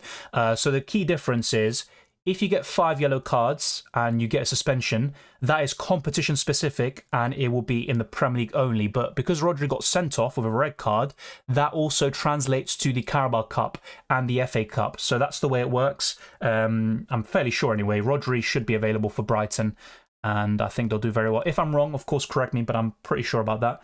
Mandip says, hi Dylan, I'm currently at 840k. It's a good position to be in, I think so. Of course, it's all circumstantial. I don't know what your rank history is, which, to be honest, isn't the biggest thing in the world. But, I mean, you could still get top 10k. I still think so. Top 100k, definitely. You know, you're not many points off that. So, yeah, top 100k easily. You can do it. But, of course, very early on in the season, it goes both ways. And just keep playing your game, and you'll be fine. 5.4 million, good alternative. In what position, though? Oh, Jensen. Yeah. Jensen's always a kind of underrated pick. I actually mentioned him, I think, after the Spurs game, if I'm not mistaken, but he's not someone I'd recommend in FPL. I'm not going to lie to you, but he's just someone, you know, to put out there. You know, he's kind of an underrated pick. I don't think I'd go for him, but yeah, if you are maybe looking for a very cheap midfielder, he's not a bad one, to be quite frank. So yeah, for people looking for a budget midfielder, it would be Cole Palmer. Then it'd probably be someone like Jensen. That is a good point. However, I think Neto, Gordon, and a few others who are a bit more expensive are even better options. How the heck are you doing so badly in UCL this year, mate? Well, it's only 2 match days, but look, for me, it's a number of reasons. 1, bad decision making, and 2, luck. I ultimately think a lot comes down to luck. And for example, when you got Lewandowski and Saka, you know, who never get injured, by the way, both of them coming off around 20-30 minutes, that's bad luck for me. And football is always like that. You know, when it goes your way and you're doing well, you're getting good luck, and that helps you to do well. And from the other perspective, bad luck as well can also play a part. So yeah, I think those are probably some key reasons. Injuries, and I think benchings also have played a part. And with the Limitless, if I didn't play it, or even if I just left my team, I would have been doing even better. So it's just the way it is. Jared says, from everyone with similar teams, how do you make up rank when Haaland has over 200 effective ownership?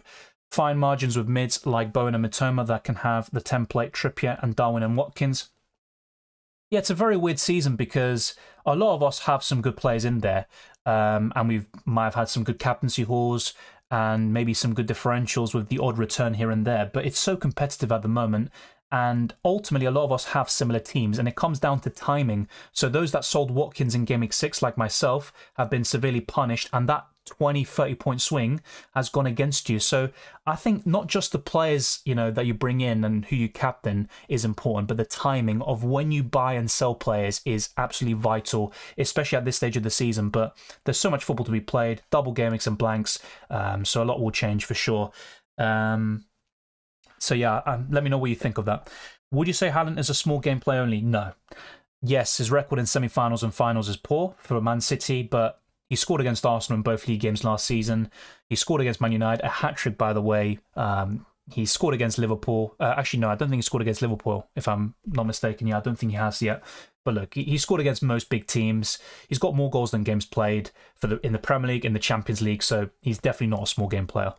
1 week punt for 5.7 million mid might become 7.4 if Eze drops in price. I'll wildcard in Game Week 10. For a 7.5 million mid, that is a great question. I'd go for Pedro Neto as a 1 week punt against Bournemouth. If you've got him already, let me know and I'll give you another name, but he's the one that springs to mind. Let's see what else we have. Keep Gordon. Barnes is out for 2 to 3 months, I think. I agree. And Gordon is better than Almiron and Murphy. Plus, Gordon can play up top and he's lightning quick. Yeah, the only issue with Gordon is yellow cards, but thankfully, he just had the suspension, so he needs another 5 to be suspended again, and surely he'll learn. Should I do Mbeumo to Diaby right now? I'll be honest, I don't think I would, because Mbeumo faces Burnley and Diaby faces West Ham. Do I think Diaby's better long term? Yes, but would I sell him? Would I sell Mbeumo this week for Diaby? No, I'd do that in Game Week 10, I think. SOK says Saka, James Ward-Prowse and Alvarez, or Maddison, Bowen and Alvarez. Last option, Maddison, James Ward-Prowse and Watkins. All good trios. I don't think there's much in it. I think the best overall, though, it's really tough, actually. I think Saka's the best option of the lot, by the way. I think with fixtures in mind, I'd probably go for Maddison, James Ward-Prowse and Watkins for the time being, but Saka's someone I'm looking to bring in anyway, or bring back in around Game Week 10 onwards, so it's really, really tough. I think because Watkins has much better fixtures than Alvarez and he's more nailed on for me, I think that makes me edge towards the last trio you mentioned. DC21 says, I initially found your channel for UCL Fantasy Guides, kind of follow you for FPL due to short form videos. Fair enough, I appreciate that. Yeah, it's kind of a mixture of UCL Fantasy and FPL, so, you know, that does impact things as well. Took a -8 hit, captained Haaland, net 55 of a green arrow, played Areola over Turner. Yeah, look, I also considered it because I explained this in the deadline stream. Areola's outscored Turner in every single Game Week bar Game Week 4, but when I looked at the fixture, you know, Areola's facing Newcastle and Turner has a better chance for a clean sheet, and I explained why I made that late switch in the stream, but it was a close one still, and generally I would start Areola over Turner, but I think in Game Week 9, you've also got to consider Turner yet again with the fixture in mind. I think West Ham will concede, whilst Nottingham Forest could keep a clean sheet. Hey Dylan, would you do Rashford to Maddison? Tricky one. Look, for me, Maddison's a much better option, and long term it pays off, but I'll be real. If I'm looking at Game Week 9, I actually think Rashford will outscore Maddison. I know it's a very bold prediction to make, and Maddison's one of the best players in the league right now, but yeah, I think Rashford outscores him. That's just kind of my take on it. It's very bold. It might be stupid. I do recognise that, but that's just my gut feeling on it. So let me know what you think. Long term, though, Rashford to Maddison, yes, do it. Maybe Game Week 10, though. That would be my kind of 2 cents on it. Goldhead says, went Salah over Son captain and Gay over Mitchell. That's a really good rank rise. And yeah, Gay got 3 bonus points. And Salah over Son is a difference of 11 points as well. No, 12 points, actually. So really good. Rodri's back for the next game. Yeah, okay, fair enough. I thought I misinterpreted it there because he seemed convinced. When should I get Haaland back in? Well, you could make a case for now against Brighton. I really do. But I think for those that went without, Game Week 11 against Bournemouth, that's definitely the one where you really want him back, in my opinion. Joao Pedro or Nketiah? Can I say neither? Can I? I think Joao Pedro is a slightly better option, but ultimately, I'd even rather go for Solanke. I really would. I don't think they're great FPL options. From the same team, you can go for Mitoma, and you can also go for Saka when he's back. So, yeah, I think there's much better options. Will Alvarez start in Game Week 9? I think so. I think so. Not really. It's a daily game where you guess a historical lineup. For example, today's missing 11 is Argentina versus Ecuador 2020. Oh, Jesus. Wait, 2020? Oh, that was the 1-0 win where Messi scored a penalty.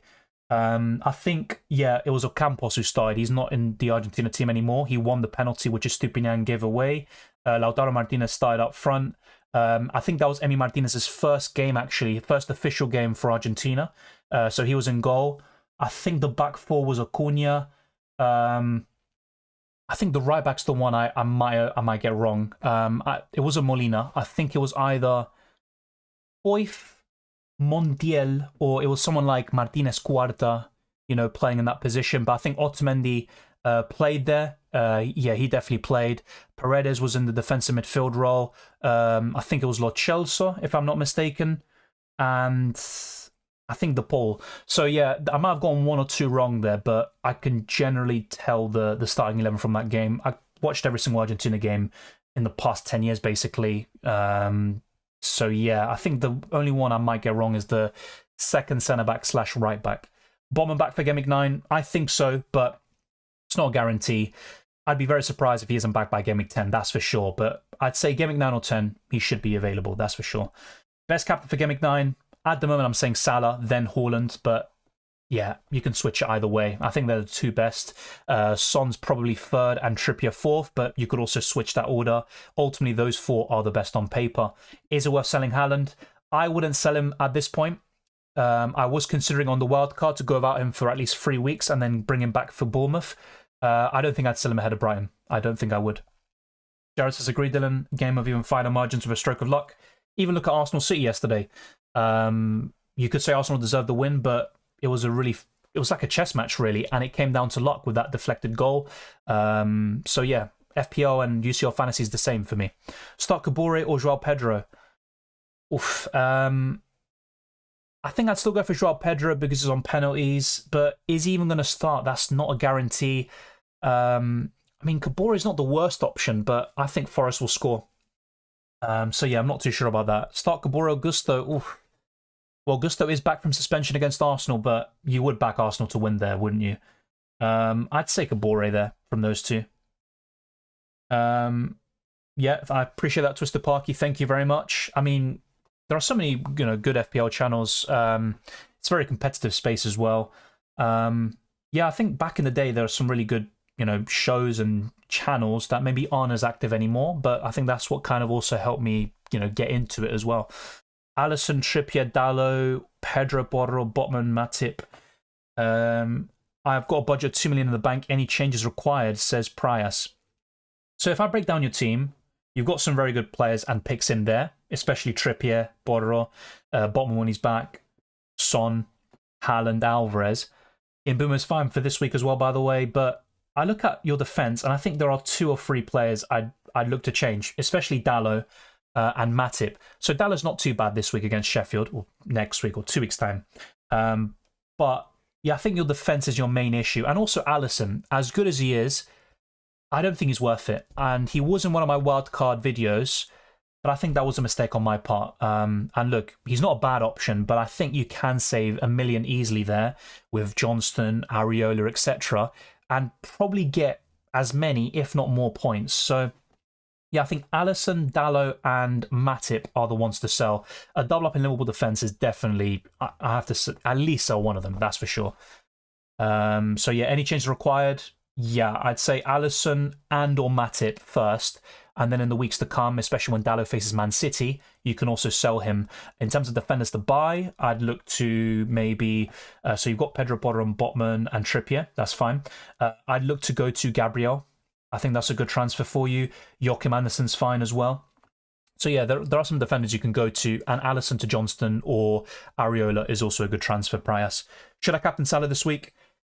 So, of course, let's reflect on it in the next 2 weeks. This is a reaction stream, initial thoughts. He is my current preference. I've got the armband on him, but it's very close between him and Haaland. If you have gone without Haaland, yeah, I think I would go for Salah over Son and Trippier, but it's still quite close, I think. And he's got a very good record, as Twisted Park, you rightly pointed out earlier. So should you? It's completely up to you. Do I think Salah is one of the very best captaincy options this week? Yes, he's easily top 2 for me. What do you think? Honestly, once again, neither. Soucek was a very good FPL option around 3 years ago, basically his debut season for West Ham. But if you want a West Ham asset, it's still Bowen or James Ward-Prowse in the midfield. Even Kudus, once he starts, I think he's a fantastic option as well. I'd go for one of those 3 players from West Ham. As for, I think maybe Matasar, yeah, I just wouldn't go there personally. Yo, Dylan, decent game week. Yeah, from my perspective, decent. Could have been great if I went for Salah captain, but you know, there you go. Still a lot to learn for me, but yeah, not the worst game week, I'd say. Starting fantasy games since 2021. I technically started in 2017 with Sky Fantasy Football. I remember hero for me was Pascal Gross back in the day. Very underrated player, probably the most underrated in the Premier League. Yeah, I think that's basically when I started personally. And in terms of YouTube, 2020 in January. And I think one of my first videos was talking about Mane triple captain. And do you know what happened? In a double game week, Mane was subbed out after 30-40 minutes, injured against Wolves, missed the West Ham game as well, whilst my vice captain Salah got all the points. So I was cursed from day one. Simon says there's a website where you can go do the daily missing 11 and guess every player word style. Wow, I actually didn't know that. I'll have a look. If you've got the name, then let me know. But yeah, I think the Argentina one, like I said, there's one that I'm missing basically. Are you starting Lascelles ahead of James Ward-Prowse if Botman is still in doubt? It's a possibility. That's a good shout, but I don't think so. Do you think Arsenal will go all the way now?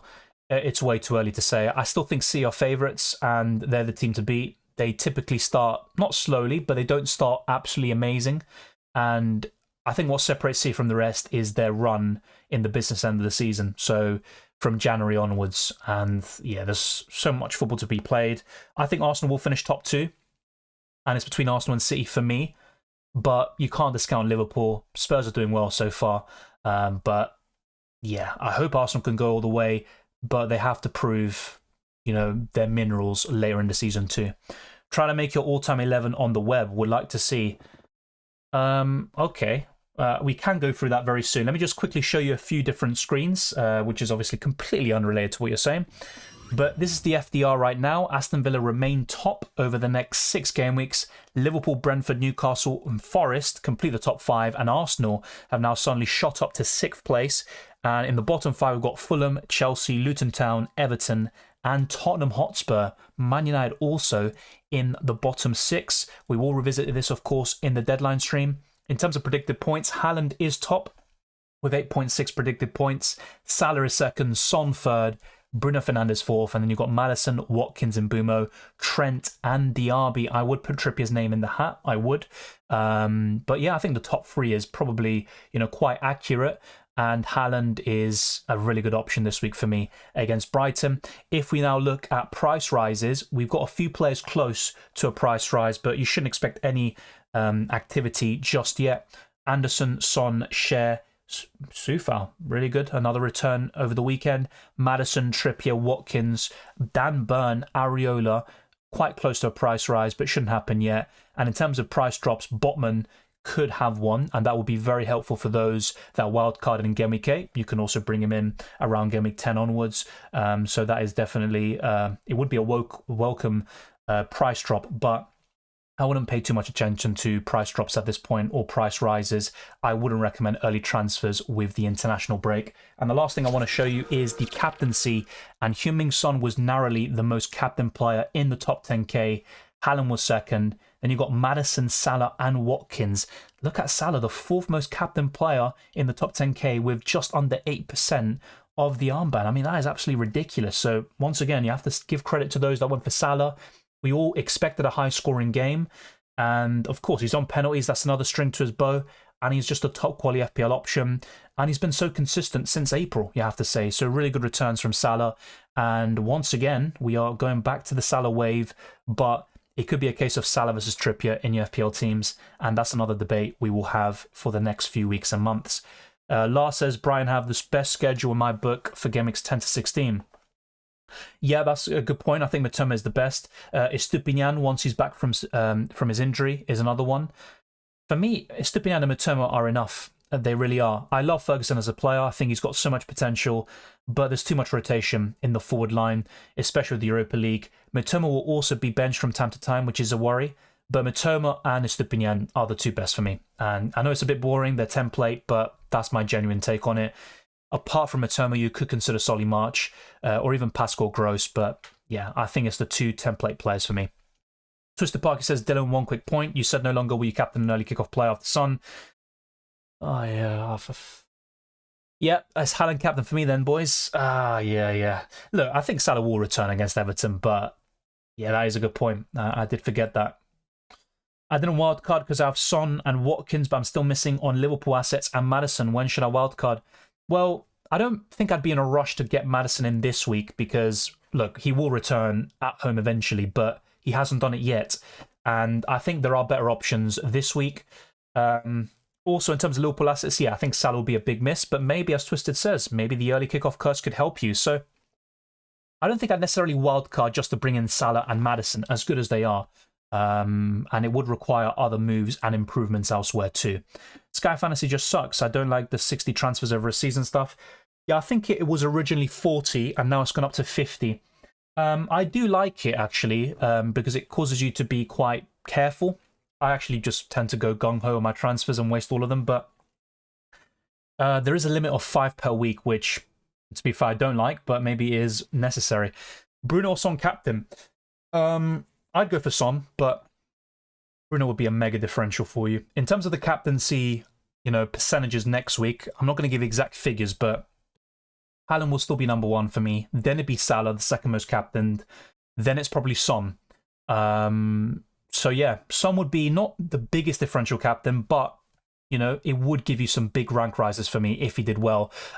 Bruno, by the way, that is a mega differential we're talking about as a captain. But with the way United are playing, and they're struggling to score goals, I can't bring myself to go there just yet, but the opponent has to be taken into account, of course. And look, if you want to go for it, back your gut, but Son would be my preference. Let's go back to my team, by the way, so we can relish on my first green arrow of the season. Jesus Christ. So Trummer Kid says, I am an old school fantasy donk or dork. I remember the Sun Dream where you had to enter your team via the newspaper. Yeah, I think fantasy games have been going on since 2003, if I'm not mistaken. Yeah, been playing since 2008. I didn't even know it existed. Back then I was playing, what was it called? Soccer Shootout, Match Attacks, all this stuff with the card games. I was never playing FPL. Captain Bruno Son, covered. Let me know what you think. In Boom on my starting 11, I have 1.5 million in the bank. Any recommendations? I can get Foden, Martinelli, Jota, Luis Diaz, Szoboszlai, Richarlison, Mitoma. For me, the best options from those you mentioned are Mitoma and Martinelli with fixtures in mind. Now, with Martinelli, of course, he's come back from an injury, but of course, he came off the bench and made a big impact against City. Took Arsenal's only 2 shots on target of the game. But yeah, I'd probably say Mitoma first, Martinelli second, and Foden third. I like Luis Diaz and Jota, but the international break, the rotation with Liverpool doesn't really fill me with confidence, and Szoboszlai is the worst FPL-wise, in my opinion. Yeah, Salah was differential, and one of the key reasons why I got a big rank rise too, despite not captaining him. Possibly way saying, like I said, in the future. I mean, the channel could even change direction as well, but yeah, I think for the time being, it's just FPL, UCL Fantasy, and Fantasy in general. I know Liverpool ain't the best defensive team, but they have really nice fixtures. True, that is true. I'll be honest, I think Liverpool will keep a clean sheet against Everton, but concede against Forest. That's the way I'm looking at it, but they'll win both games. So that's a good point, and fixtures are there to be targeted. But I still think other teams will keep more clean sheets, and is Robertson and Trent really worth that price tag? Not really. And when you've got Trippier, I mean, he's just a must-have at that price if you are going for an expensive defender. Someone in my league, Captain Leno, I mean, they probably would have benefited from that in Game Week 1 or in other Game Weeks like, I'm not even sure exactly what Game Week, but Leno has been great. Captaining a goalkeeper, though, I've never done it in FPL, and I don't think I ever will. In Boomer, my starting 11, yeah, we've covered that. Would Cole Palmer be a good differential? Look, if you're wildcarding and you need a 5th midfielder who's an enabler, Palmer's fine, but look at the fixtures for Chelsea. And will Palmer be on penalties when Reece James is back? That's a big question mark, and I'm not so sure. But, of course, him being on penalties is a big boost. He's a 4.9 million midfielder. He's made a difference to Chelsea. There's no denying that. He can do well in the bigger games. He scored against Arsenal in the Community Shield. But would I now suddenly buy him in after a haul against Burnley? No. And the same goes for Sterling. But having said all of that, if you are looking for a budget enabler and you need a midfielder at that price, yeah, Palmer's the best right now. But you've also got Jensen, as someone mentioned earlier, and more importantly, Pedro Neto for a little bit more, James Ward-Prowse and Gordon. I think they're all better options than Palmer. Yeah, Haaland's an easy captain for me. Yeah, that is true. I might have to switch my captaincy order to Haaland first and Salah second. Do you have any recommendations for free websites which contain expected points, goals scored, conceded, etc. for each player? Well, some free resources include whoscored.com, SofaScore. You can use those websites. Squawker as well from time to time. But yeah, even I think there is a free version of DraftHound where you don't have access to all the tools, but you can use it for free and try it out. So DraftHound, there is a link in the description below. Try out for free first and then see what you think. But those are some sites where you can try it out. I didn't realize how Sky Fantasy works. I thought there was 5 subs every week. Spent all of them, wondered why you could not sub. Yeah, look, I'll be honest, I'm not the biggest Sky expert. I just literally just play for fun, play very casually. Xenophile says started FPL this year and I'm top 20k. Yep, mate, my first year I definitely wasn't top 20k. So that's a really good position to be in. Donk Dylan, yeah, fair enough. Fair enough. Sell Botman or Saliba for next 2 game weeks. Difficult one because Arsenal are facing Chelsea next, and Chelsea could score there. And not only that, Arsenal aren't the greatest at home in terms of keeping clean sheets. I know they just kept one against City, but it's like when they face, teams they're expected to beat, they lose concentration and they concede cheap goals. But I think if you've already got Trippier and or Burn, I think I'd rather sell Botman, but it's a really close call. Sleeper's also more expensive. You've got to take that into account. And if I was wildcarding, I'd probably have Botman and Gabriel, assuming that Botman is available for Game Week 9. But with the injury doubt also taken into account, and I think Saliba's injury is much more minor, yeah, I'd probably sell Botman, but it's a really tricky one, to be honest. And ultimately, you could say both are holds, especially if Botman is fit. Just throw away their chips on stupid, unwinnable hands and make stupid calls, says Tremor Kid. Palmer's a quality player. Yeah, he's got potential, but I would be a bit apprehensive about buying him in just yet. Yeah, FP Ref is another one I've mentioned to people when they ask me about stats. I actually forgot about that, so thank you. From Game Week 10, which Arsenal player to go for? Still Saka for me. Martinelli could be a great differential, and of course, we want to chase some differentials to maybe recover from a bad start to the season, but I think Saka is worth the extra 0.9 million over Martinelli. Bruno captain, I love it. Yeah, look, he'd maybe enter my top 5 captaincy options, and he was heading into the Brentford game too. But yeah, I think I'd still go for Salah or Haaland, Kim Son and Trippier over him. But look, it's all about opinions. I didn't get the captaincy right this week or even the week before that, so it is what it is. I did another bad week on FPL for me. United players are ruining my rank. Yeah, and then the question is, do you sell them ahead of Sheffield United? It's not an easy one, and there's no straight answer. I kept Onana and Bruno for Burnley. They rewarded me. Kept them for another week, and they were just piss poor yet again. So, yeah, it's a tricky one with United. I still think Bruno's all right, especially this week, but the problem is you need more than all right, and there are much better options at a similar price. So ultimately, I would sell the United players, but maybe you could keep at least one of them for Sheffield United. I have 2 FPL teams, one with Haaland and one without. Rate this team. Yeah, I like it. Of course, with Haaland, he hasn't delivered in FPL just yet. As for Robertson, he's a great FPL option on his day, but very inconsistent considering Liverpool rarely keep clean sheets. But would you sell him now ahead of Everton and Forest? Maybe not, but I think long term I would sell Robertson. And look, you don't have Trippier. I mean, Robertson to Trippier, I think, is a very easy move. I think it's worth it. You've got Burn. Do you have triple Newcastle? No, you don't. So yeah, I think Robertson to Trippier is still worth it now.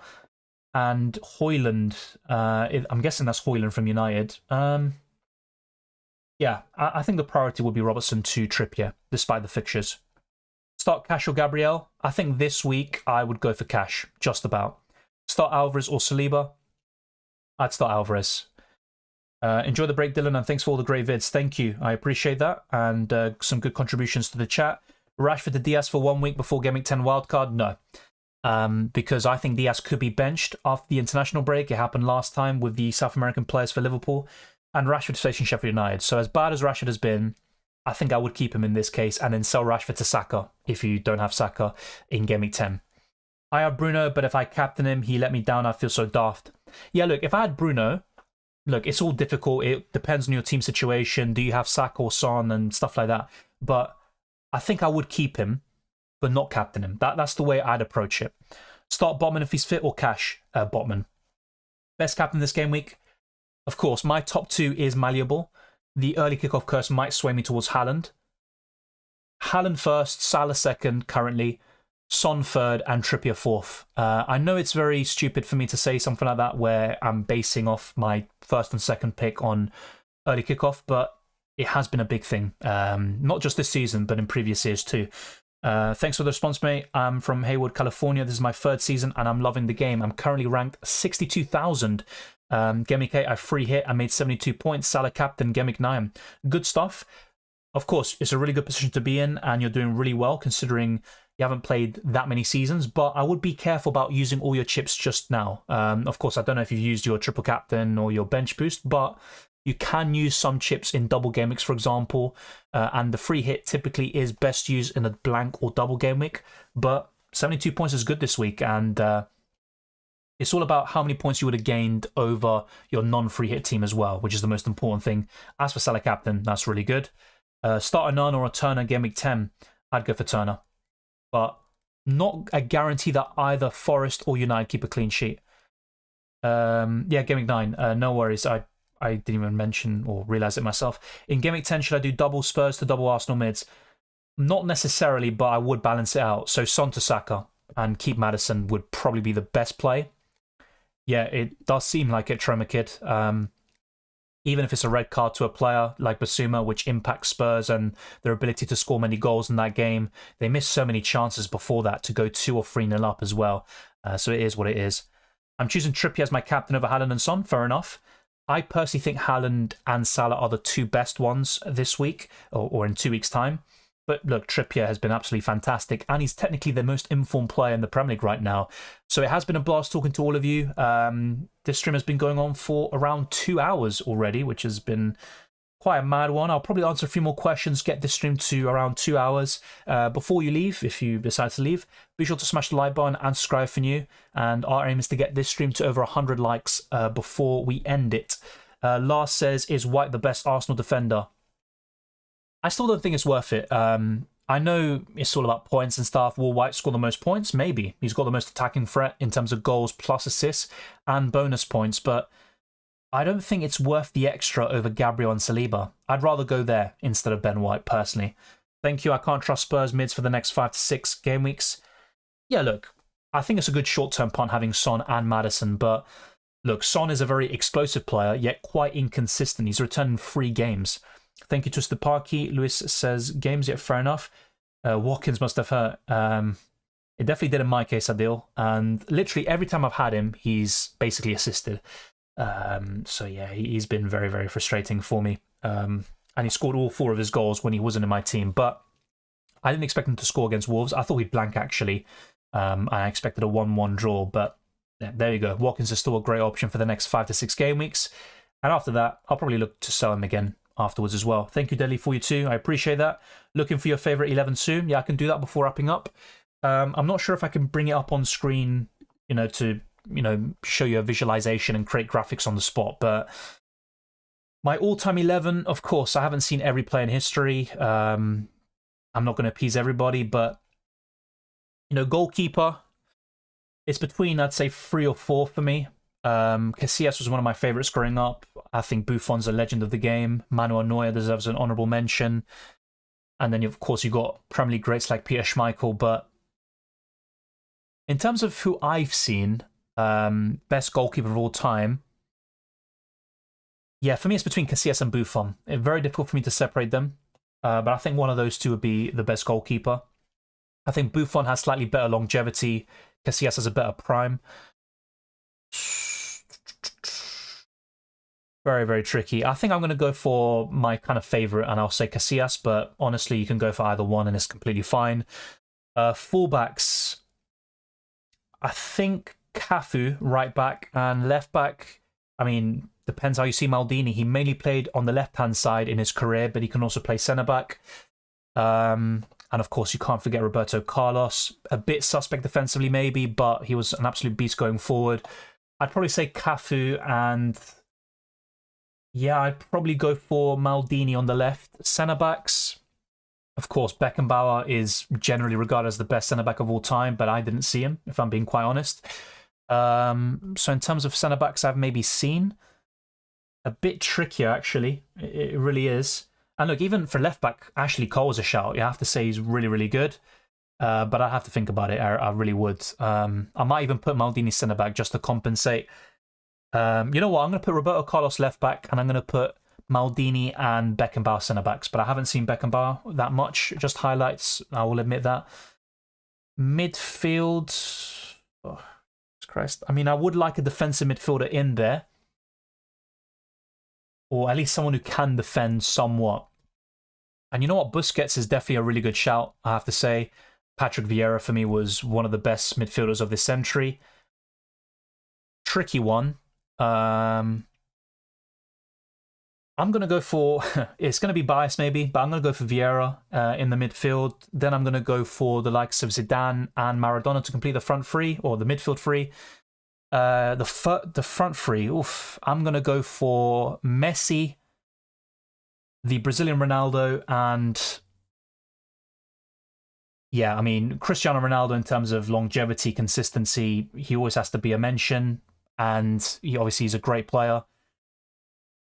Yeah, it's between him and Ronaldinho for me on the left. I prefer Ronaldinho in terms of watching him. I think he's much more beautiful to watch, but I think I'm going to stick with Ronaldinho. I know obviously a lot of people will be maybe triggered by that, but it's just an opinion, and my team isn't perfect. Vieira there, for example, is probably a big talking point.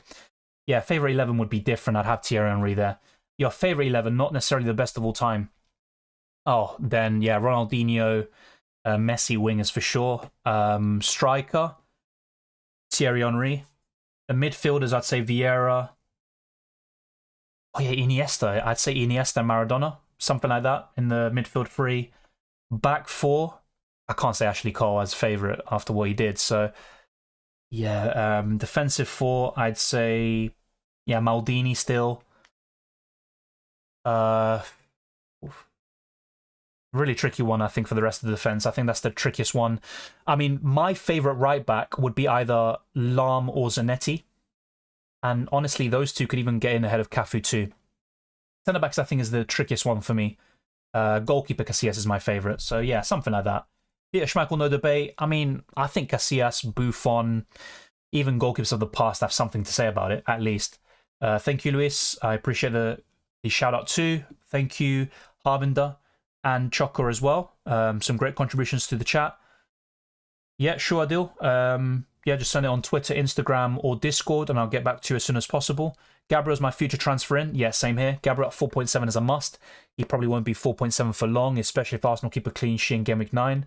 We all wanted him at the start. Yeah, and like I said, if I stuck with Neto over Wood-Prowse, I would have had Gabriel over Taylor and Lascelles. So maybe that was a mistake on my part. And it is what it is. Yeah, look, I like Lehmann, but not my favourite. I don't think it was my favourite. David Seaman was a top goalkeeper too for Arsenal. Cech was a great goalkeeper for Chelsea, but yeah, I don't think Lehmann would be my favourite all-time 11. Yeah, Maldini, I think, is probably the best defender of all time. And I was lucky to see him a bit towards the end of his career. Is it true Haaland got 0 XG against Arsenal? Yes, and also against Arsenal in the Community Shield. So that's back-to-back games against them. But look, Haaland is still a great option. In every other game, he's had chances, and he's still scored 8 goals in 8 games, and I wouldn't sell him now. Rui Costa's up there for me, yeah. I haven't seen too much of him, but he was a great player. Maldini, best ever. Cannavaro, Nesta, yeah. Even Baresi, for example, from the 90s, but I definitely didn't see enough of him to really put him in. Yeah, for me, R9 is in his prime for sure. He's the best striker I've seen. No Pele. I mean, yeah, of course. Like I said, there's always going to be people missing. Garrincha is a really underrated player for Brazil at that time. But I think R9 is just unbelievable. One of my favourite players growing up as well.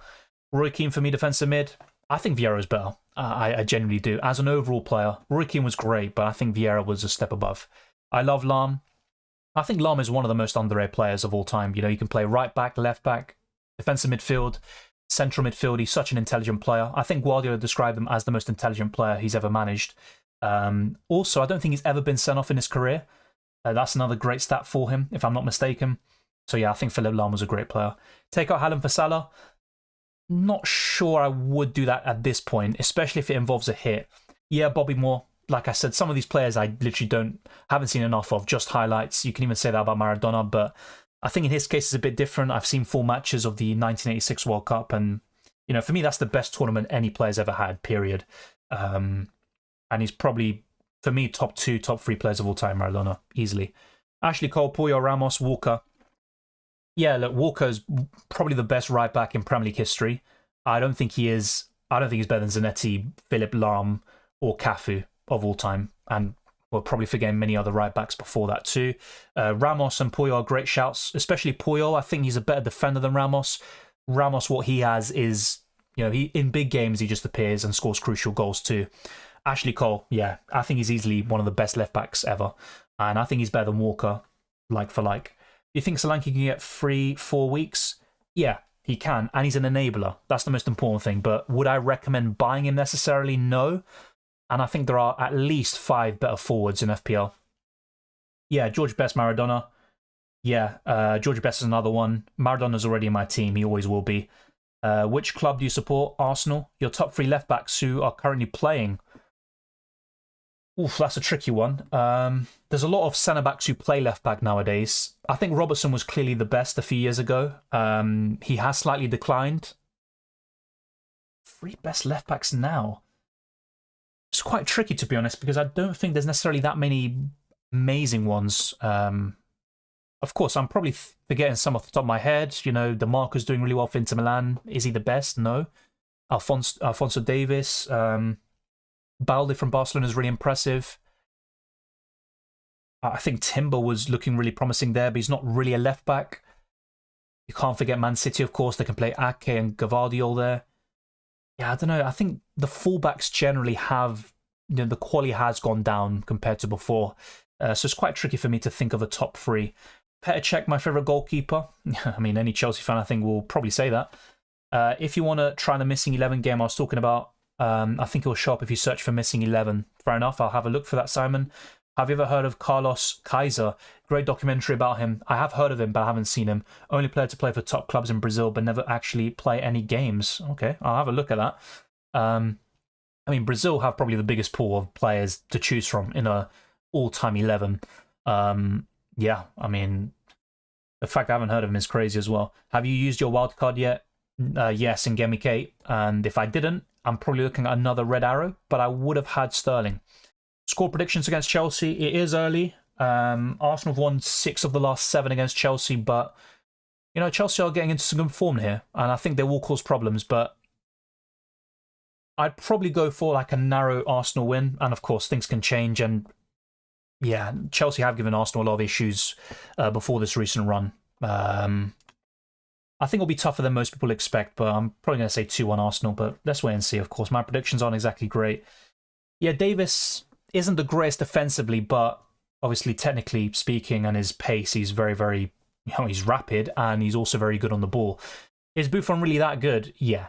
Yeah, he is. I'm telling you, mid-2000s, you know, he was easily the best goalkeeper in the world, and then afterwards, you probably see Casillas kind of taking that spot. Then there was Manuel Neuer. Buffon was really good. He was kind of an all-rounder. His distribution wouldn't have been amazing, but you know, his reflexes, some of the saves he made were absolutely sensational. But yeah, I think Buffon was great. And look, it's not like I watched him week in, week out, because when he was in his prime, I was like 5 or 6 years old, to be honest. But he was just one of the best goalkeepers for me. Lahm, no red cards and 49 yellow cards. Yeah, I mean, that's what I mean. Just really impressive stats here today, Twisted. Thoughts on Arsenal's title chances this season? Well, they had a chance last season. They kind of lost momentum towards the end. They bottled it. And also they had key injuries to Saliba and Tomiyasu, which kind of ruled them out. Holding coming in. There was always going to be a massive drop-off. But I think Arsenal have a chance. Now, are they going to win it for sure? No. We're 8 games in, and City are still the favourites and the best team and the team to beat. So I still think City are the most likely. But then afterwards, I say Arsenal and then Liverpool. That would be my top 3. But for me, Arsenal are the most likely to usurp Man City this season. Yeah, look, Kimmich is really good, by the way, and he's quite a similar player, but Philipp Lahm is another level. Welcome, Mona. Couldn't really tune in today. No worries, but need some advice. I've got Flecken and Awini both injured. 0.5 in the bank and 1 free transfer. I'm fairly sure Flecken was ill, according to Thomas Frank, so he should be back next week. The problem with Flecken is the injuries to Rico Henry and Ben Mee. I was thinking of Alvarez and just playing Johnston versus Newcastle. Yeah, Awini to Alvarez is fine. My only concern is the possible rotation because of the international break and travelling to Argentina. But yeah, I think we'll obviously have a much clearer idea in, let's say 10 days' time, for example, as we get closer to the deadline. But as things stand, I think Awini out for Alvarez is the best transfer to make, and I would keep Fleck in there. Kaiser was in it for the fame and the women. Total playboy. Do you play any football yourself? Not nowadays, really. Very rarely. I used to play it basically every single day. I was more of a goalkeeper. I pretty much started out as a goalkeeper, then played up front, then back to goalkeeper, then defender. So I was kind of all over the place. But I'd say my best positions were goalkeeper, centre-back, left-back. I think those were my best positions. Garincha was brilliant too. Alcohol's his problem. Yeah, even Ronaldinho, you could say, is another one. Maradona, not just with alcohol. No Zidane in your 11? I did say him. Zidane was in my 11. Not my favourite 11, but he was in my overall. Look, it's really tricky to separate him and Iniesta, but I think they're very similar level for me. Buffon was a real goalkeeper, not one of these fancy boys who can't catch a cold like these days. Yeah, exactly that. And some of the saves were unbelievable, like literally last gasp. His positioning was always top-notch as well. 516 points, Jesus Christ. Just use my wildcard Gameweek 8. The problem is I need a route back to 2 or 3 City players. Well, do you need 2 or 3 City players necessarily? Not really with a fixture run. Of course, I would recommend having at least 1 in Alvarez or Haaland, with Haaland being the priority, but you don't need 2 or 3. I disagree there. Of course, in fixtures like Bournemouth, I can see what you mean, but then afterwards, the fixtures are still poor until Gameweek 16. Fan for Maldives here. Thank you, Xenophile.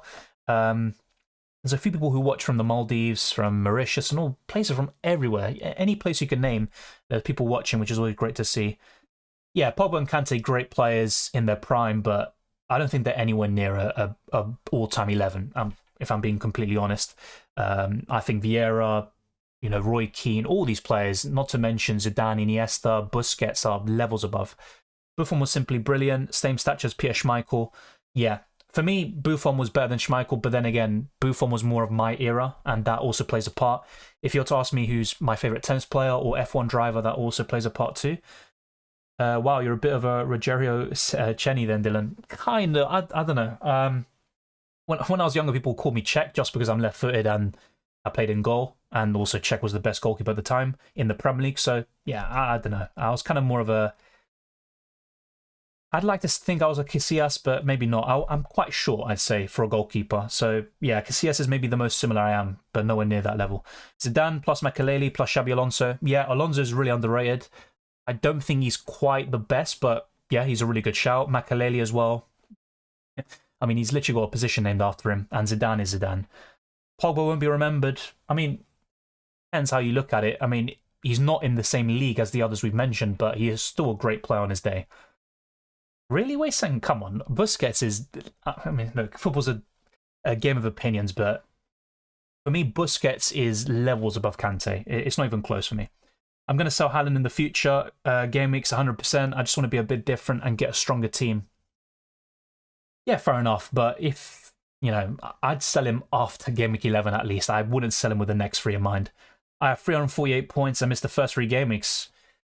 Yeah, I mean, look, considering you missed 3 game weeks, which, you probably would have got at least 100 points easily there.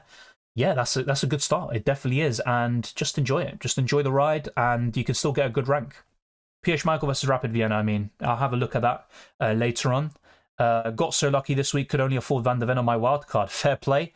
I still think long-term Udogie and Pedro Porro outscore him, but going to be a massive difference between all 3 of them in the end. Yeah, Pogba did test positive, Simon, that is true. Welcome, Footy13s. Thank you very much for tuning in. It's been a pleasure talking to all of you, by the way. Not just FPL, just a kind of chill chat over the past 2 hours or so. And literally the last 20 minutes have whizzed by, but thank you very much for tuning in. If you haven't already, smash the like button and subscribe if you're new. Let's try to get this stream to over 100 likes and also get closer towards 21,000 subscribers and beyond. You can also follow me on Twitter and Instagram, DylanRCM, and all the other links in the description below for the Patreon and channel memberships for early access to my videos and streams. Well, not streams actually, that'd be a lie. Just to my videos, and sometimes it'll be up to a day early or even longer sometimes. And you can also get access to all my team reveals in UCL Fantasy and FPL. As soon as I make my transfers, you can be featured on the front page of my YouTube channel, and much more like badges and emojis to use in my streams and videos. There's also a link to the Discord server, which is getting better than ever. We've got so many bots there, so you'll update about absolutely everything in FPL. And there's also a UCL Fantasy channel, and there's also the Twitter and Instagram links in the description below, and the FPL League, where we have thousands of members there already. I can't find the best Angel Schmeichel save on YouTube. Yeah, another great save is David Seaman against Sheffield United, I think it is. Maybe not to the same level as that. And I'm pretty sure, yeah, Buffon has some really good saves, and Casillas that are right up there. Thank you to Steparki. I'll see you very soon too. Yeah, Fabregas was one of my favourite players growing up. I think during his early years at Arsenal, especially between 2007 to 2010, it's just my opinion, of course, but I genuinely think he was on that level of Gerrard and Lampard. Now, the thing with Gerrard and Lampard is they were more consistent, they had more longevity, but I think Fabregas at his absolute best was probably top 3 players in the league for me at that time. He was really good, and he still kept a very high level at Barcelona and Chelsea, and for Spain, of course, but I think his best days were of Arsenal, and from such a young age, he carried that team at times. Van Basten, yeah, Van Basten is definitely a shout up front. A bit of a shame his career ended so soon. I don't think he's the best of all time, and yeah, you are right, we were robbed of a great, but definitely a shout for one of the best ever. John Lukic, I'll be honest, I only know him by name. I don't even know his face or anything like that, so I definitely have to have a look there. Thank you, Simon. I appreciate that, and everyone else watching. I'll see you very soon for more streams and videos, but just now, enjoy the break, of course. Let's just recharge our batteries, disconnect from FPL, and if you got a red arrow, don't worry about it. There's definitely much more time to make things up, and if you still got the wild card, even more power to you. But yeah, no matter what you did this season, and if you did well in Gameweek 8, not to worry, there's a long way to go. The same goes for UCL Fantasy, but much more content will be headed your way for both fantasy formats. So stay tuned, subscribe to the channel, and you'll see all of that coming up. But I'll see you very soon for more videos and live streams, and I hope you do very well and enjoy the international break.